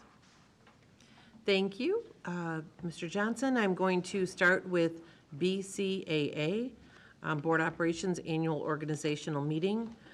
This is a note that as we create our annual schedule of meetings, rather than specifically stating that the Board of Education shall meet annually in July for the purpose of organizing the board, we will simply state that the board will meet annually for that purpose, and we added this shall take place during the first regular meeting of the school year. And so that, in this particular case, I think falls on August 1st or somewhere right around there. And so we've taken off July and simply referred to the first regular meeting of the year. And we would recommend that be moved to Monday for first reading. Any questions or comments on BCAA? Nope. We're not hearing any, so we will move forward. Okay, Mr. Francis is going to cover the next few, and then I will hop in for Mrs. Jenkins. We have 4 board policy. The first one that we discussed at the study session last week is Board Policy EA, Business Management Goals and Objectives. This item has really just some cleanup to it. We've got traditionally, I guess I should say more recent tradition, is defining the district as opposed to the school district in lowercase. We're calling it the district with a capital D. So we found that in a couple spots, or in a couple of spots, and just a grammatical item with removing the districts and putting in its into the flow of a sentence there. The business operation of the district are essential yet auxiliary to its central function of education. And those are just, again, a couple of cleanups. So we can bring that hopefully to the voting meeting for the first reading next week. Okay. Any questions or comments on AE or EA? I'm sorry. All righty, then we will move to EBH. EBH actually originally at the study session was only brought so I could inform you that we were going to update the administrative procedure with just a few items, but actually looking at it, we found that there was something in the board policy itself, nothing changing its meaning, just capitalizing the beginning of the sentences on number 1 and number 2, and also then removing the word school from the district just to follow that flow. So it's literally zero change in meaning, just more of a grammatical piece. So we thought we would bring it since we were at it anyway. So I was hoping for EBH to be on the voting meeting next week as well. Is that just a first reading? That would be the first, all of these would be a first reading. These on are all these. first reading. Yep, yep. Any questions on EBH? President Yes, Burton? just on the administrative procedure portion, have you hit that one yet? No, I haven't. I was okay, going go to relate it to EBH here. So that is the board policy, EBH itself, coming to you next week for the first reading. Administrative procedure does not require board approval. We talked about this one, which is what I originally brought it to the board for last week. We happen to notice that the administrative procedure title for the board policy of EBH, the two titles were slightly different. One was said leasing and renting, that's the policy. And then the administrative procedure said leasing and rentals. So we just fixed that, cleaned it up. And then on the board, or the procedure itself, the items in blue we discussed last week as the changes that we're going to make to clarify a little bit with regard to the fees, who those folks were, kind of just switching some words around that they were outside of the district for rentals or leases. And then making a specific mention, school district real property may be leased as a portion of the property or in totality. That, again, does not need to come to the board, but looking for any input from anything different from what we talked about last week. Mr. Johnson? I don't feel strongly about it one way or the other, but for consistency on the administrative procedure, the second paragraph, we do start off that sentence in blue saying school district real property. Did you want to say district real property? No, it was school district because that was following, so it's school district property when it's our possession, if you will, but the district as that kind of proper noun. As a noun. Yeah. Got it. Okay, never mind. Good. Any other questions on that policy? All right, so now we're on to ECA. Yes, ECA, talked about this with the board last week, Business Management Insurance Program. Just literally cleaning up the word superintendent with the capitalization and filling out the Board of Education, just to clean that up. The cross-references and the legal references are still accurate. Any questions or comments on ECA? May I have that next week on the voting? Thank you. Then we'll move to EDDA. EDDA, Business Management, Special Use of School Buses. There was something here that really leapt out at us, and that was number 4. There is no Department of Community Education Services any longer, so we have that in strikeout. And then that would fix or adjust the numbering. And then just a couple other little pieces here. I think some folks on the board even found them saying that really school buses as opposed to saying school district buses was a little cleaner. It flowed. It is sort of what we say. Hey, that's our school bus. So we've got that in a couple of spots. Any questions or comments on EDDA? Seeing none, first reading. Please. That'll take us to our general public relations items, KC. And I'll cover these for Thank you, Mrs. Jenkins, as she is covering our meeting coverage this evening. So under KC, it's General Public Relations Board Community Relations. So in the first sentence, we replace the word objectives with goals. And under the board members shall section, the third bullet, we changed from communicate to the community the result of formal board action. We simply stated share publicly the result of formal board action, and then also followed along with the prior policies by changing the capitalization in reference to the superintendent. We would recommend that for first reading next week. Any questions, comments? No. I might add that we went over all of these at the study session, and there was discussion there, and there were some edits. So what we're seeing tonight incorporates those items that we talked about last week, just so anybody who might be viewing understands that this is the second process. Okay, so we'll go to KEA. Thank you. Under KEA, General Public Relations relates to public performances, assemblies, and/or exhibitions. So we've added the assemblies to this list of items that would need to be recommended by school or district leadership and approved by the superintendent or designee. Any questions or comments? President Burton. I'm just questioning the word public and what exactly we mean and what kinds of, I mean, when I think assemblies, I think of something that's during the day, typically 6th hour, which is not a public event, other than the fact it's held at public school. But I'm just wondering, what does the word public mean in this sentence? Because it seems to me that it's activities for students during the school day.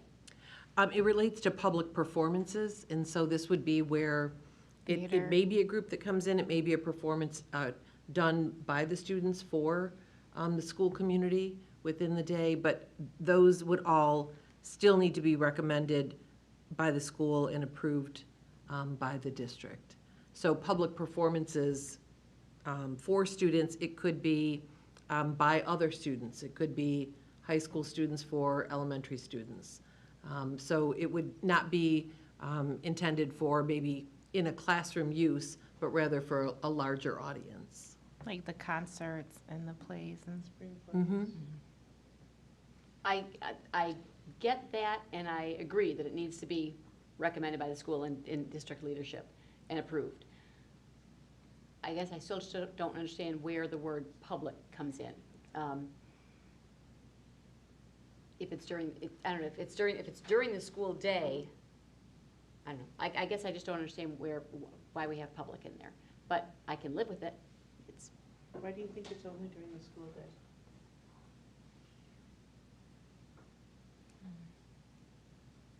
When I think of assemblies and so forth, and performances for students, I don't know, I guess I see them as, maybe we're talking about two different activities. Maybe we're talking about activities that are taking place during the school day and taking place, and perhaps plays and concerts and so forth that are taking place in the evening.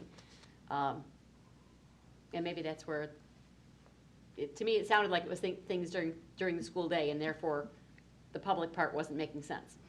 But if we're talking about both during the school day or after school hours and open to the public, maybe we need to spell it out that it is that we are talking about both kinds of activities here. This is under general public relations, right, is the category that it's under? So I think we're specifically talking about when the kids do stuff, or any of our schools have something that's public, and that may be inviting parents or whatever. And I don't know, is the in-school stuff maybe covered under a different policy? I guess I'm reading this, like, if we paid someone to come into the school to do a public, right? It could be that. I mean, that would cover assemblies, but I'm thinking public performances, right? That nobody's going to come in and perform something or exhibit to our students without prior approval. I really think that's the point, is, again, I think in that term, it's meant to be widespread, school-wide, and the reason I think that is because it says for students, not necessarily by students. But these are, that really, any group performing for our students, whether it's a performance, an assembly, or an exhibition, would need to be approved. And so we could take out public if that seems to be problematic. I don't think it's meant to be necessarily for the public, since it says for students. I think it just means a reference to a larger audience. Yeah, we just had 3 different interpretations, so we probably need to clean the language up a little bit, maybe. Or is there an administrative procedure that, if we read the administrative procedure for it, that we would come to terms with what it says a little more easily? I can take a look at that. We're 3 different people read it with 3 different ideas, so we may need to, can we send it back to committee? And I think it's trying to be all-encompassing. Yeah. Right, by covering all public performances, assemblies, like any entity that comes to perform or speak to the students can't just come in, it has to be approved. Random. And that makes a lot of sense, but that is not how I read it at all. Now that you say it out loud, I read it as the kids are doing, like spring fling, and the kids are doing performances and stuff. And that's what it was. I didn't. That would be part of it, It too. would, but I don't know if it's necessarily part of this. But, I mean, this is really, so I think the important part here that I missed when I read it was that we're talking about outside services coming into our buildings, right? And so I think that really makes a lot of sense, because we're inviting people into our buildings, and it needs to be pre-approved. So I think that makes way more sense than the way I was reading it, but I think it is vitally important. Could we just say all public performances, assemblies, and/or exhibitions for or by students shall be recommended by school or district leadership and approved by the superintendent. Does that cover that, or? I think we'd probably have to just separate that out, because, for instance, a student may, for global ed, do an exhibition or do a display or a presentation. That doesn't get approved if they're presenting it. Yeah. I guess I will ask this, is there a certain interpretation, if, for a rewrite, what would you like this to intend to say? Because I believe the intent is anyone performing for our students, the content or the group needs to be approved ahead of time. But if there's What if you there's just language dropped that's the public problematic. performances? Just say, all performances, assemblies, and/or exhibitions for students shall be recommended by school or district leadership. Just drop public. That totally does it for me, because then it's, It's then not, there's no no confusion in my mind confusion. whether we are talking about a public event in the evening that folks are invited to come to, or an assembly during the afternoon. To me, I agree with you, Mrs. Bradford, that if we just take the word public out, then it reads, all performances, assemblies, and exhibitions for students shall be recommended by the district, school or district leadership and approved by the superintendent. I think that it doesn't reads matter if well. it's- Yeah, then it because doesn't you matter if already it's have daytime, if public it's evening, if it's performances in the, when or where it takes place. at the top. Change the title of this policy then. No, I wouldn't change it. Well, because have it, to. yes. Yeah, you have to. Public performances. That's the title of this Oh. policy. Okay. Well, then I think the line Take our above public- it, general public relations Keep doesn't that. fit. That's the That category. doesn't But that's the fit. category. So I think we have to go back to what we want this to say and keep it within the context of the policy section. I think we're trying to add things into it that may or may not apply to this section of the policy book. Procedure. So I think, for me, my recommendation would be, we do a rewrite and make it clear that it's outside non-school stuff coming into our schools. If that's what we agree the intent of the policy is. Yes. Liz? I'm right there with you. We have to go back to what the intent of the policy was. And I think it's interesting that it was originally student activities rather than general public relations. So if this was student activities, boy, that puts a whole different spin on it. Can we, yeah. I would eliminate for students. And then it doesn't matter for, by, to, from. So we, That changes it entirely. All public performances, Yeah. assemblies, and/or exhibitions shall be recommended by. so we've tossed a lot of stuff out there for thought. Can we send it back to committee for a we should. rewrite? Only, again, because I think the intent is to be all-encompassing, and if the question is, if this is for students, when is it happening? Is it by students? When is it happening? That But I intent is think it critical. doesn't matter if it's during the day or in the evening.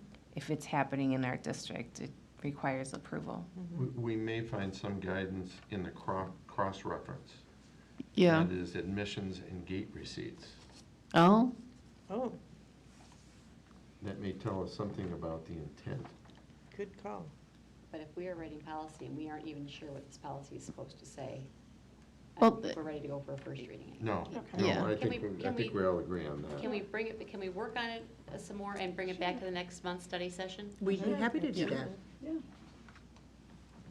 And I would take a look again at the cross-reference DFGA, admissions and gate receipts. Again, that may give us an idea of what the intent was.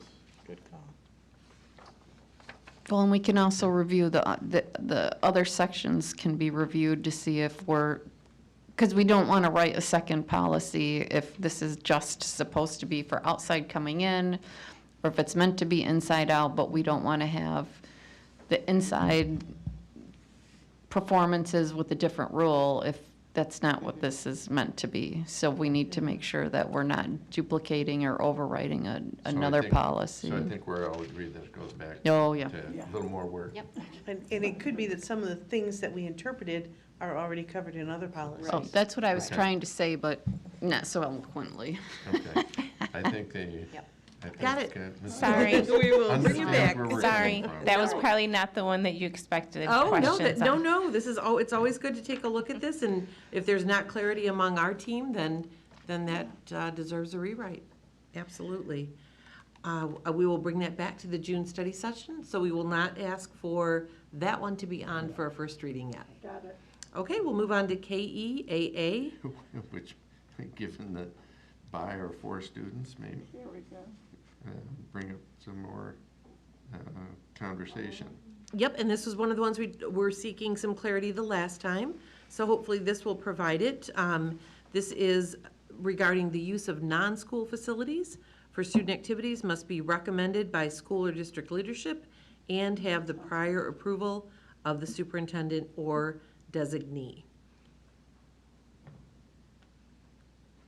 And we went back and changed the title Fine. to for, because that is the reference in the sentence. It says the use of non-school facilities for student activities. So we wanted to change the title Yep. to match that. Looks good. I'm fine with it. I think we're good. We can bring that on for a first reading. Alrighty. All right. And KEC, this was another one where we did a little rewrite at the request of the board from the study session.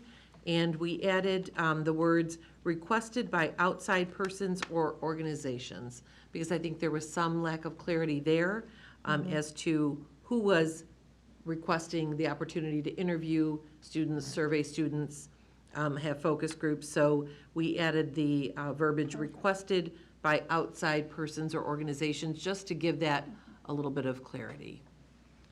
Questions, President Burton? I just had one question when I reread this again today. Interviews was the word that jumped out at me, because we recently took a look at some policy on on who was doing this interviewing. And if we're talking about a law enforcement, I mean, that's where my mind went immediately. If someone's coming in wanting to interview a student, that's probably because that was something we looked at recently. And this isn't something entirely different than that. And I'm just wondering if interview is or is not the best word to use with this because of the possible confusion. And if it is a word that we want to go ahead and use, because if that does happen, where people want to come in and interview students and that is the appropriate word, then we may need to cross-reference the other policy that we worked on rather recently, so that there's clear reference back and forth to what kind of interviewing is going on. When I think about interview, I think about like someone that's doing a research project and they are doing a case study and they're interviewing a student for that purpose, not necessarily for law enforcement. But that goes in line with the questionnaires and the focus group. It very well could be, and if that's the case, and if that kind of thing does happen, and therefore we want to take care of it with this policy, then I think my concern will be handled by simply putting the cross-reference at the bottom as to what other kinds of interviewing could take place, and it has different set of rules for that. Okay, when I think about public relations and interviews with students, I think more of, let's say, a student's playing a sport and gets interviewed. What happens with that? Yeah. It says requested by like media. I think of like somebody at the end of a game You're right, that happens all interviewing. the time. So you wouldn't receive prior approval from the superintendent or their designee in that case. That interview is very vague. But we do have interview with students at the top but interview's very vague. It could, I think that could cause some issues. Unless we wanted to add a line afterward addressing that, because you're right, Karen, that happens. Yeah, it happens Right. all the time. Yeah. Maybe we Um, can have permission to interview. So I have a question, Karen. Because I haven't had kids in sports, so I haven't run into this, but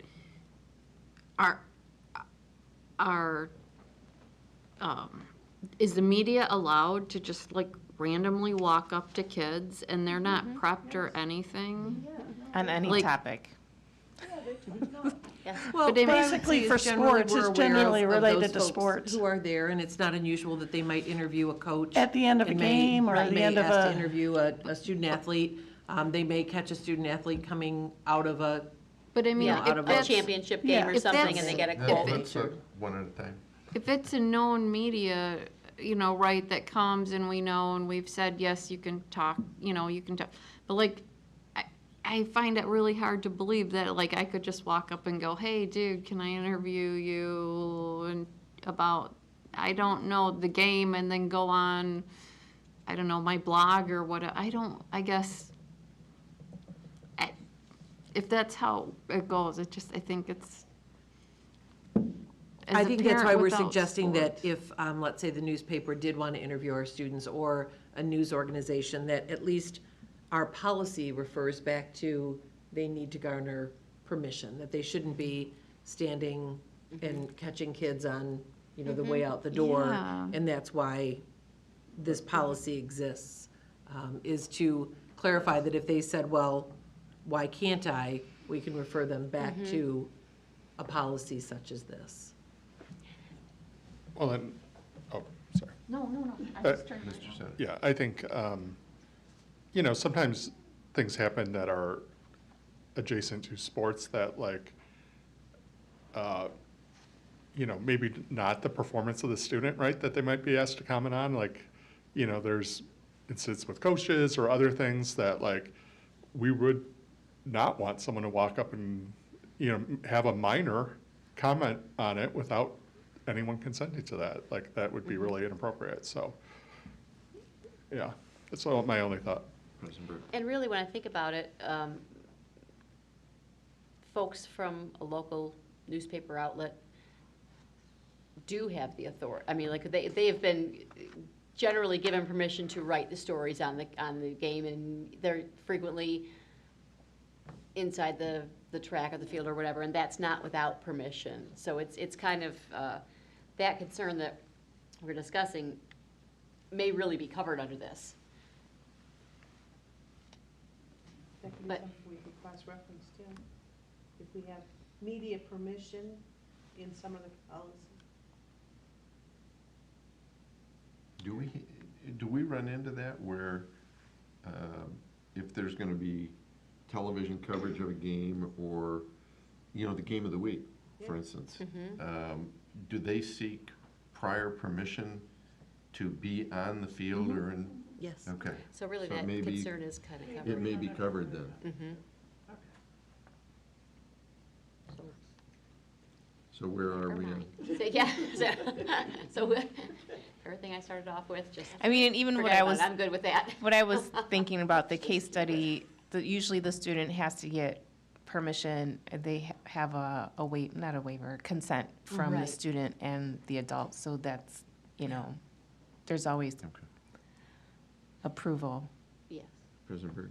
I do think, though, that we should cross-reference at the bottom the other kinds of interviewing that we had written policy on recently. Okay, So I that will there's- add that. I think that's a great idea. Especially because Yes.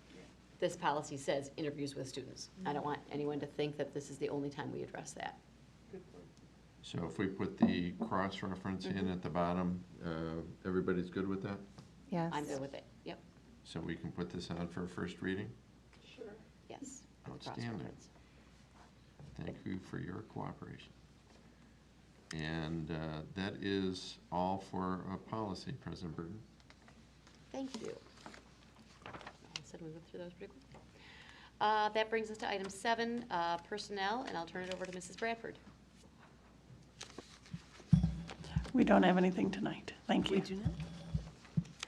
And item 8 on the agenda is legislative. Mrs. Jarvis. I'm not aware of anything. Mrs. Oquist? We do not. No agenda items tonight. Alrighty, sounds good.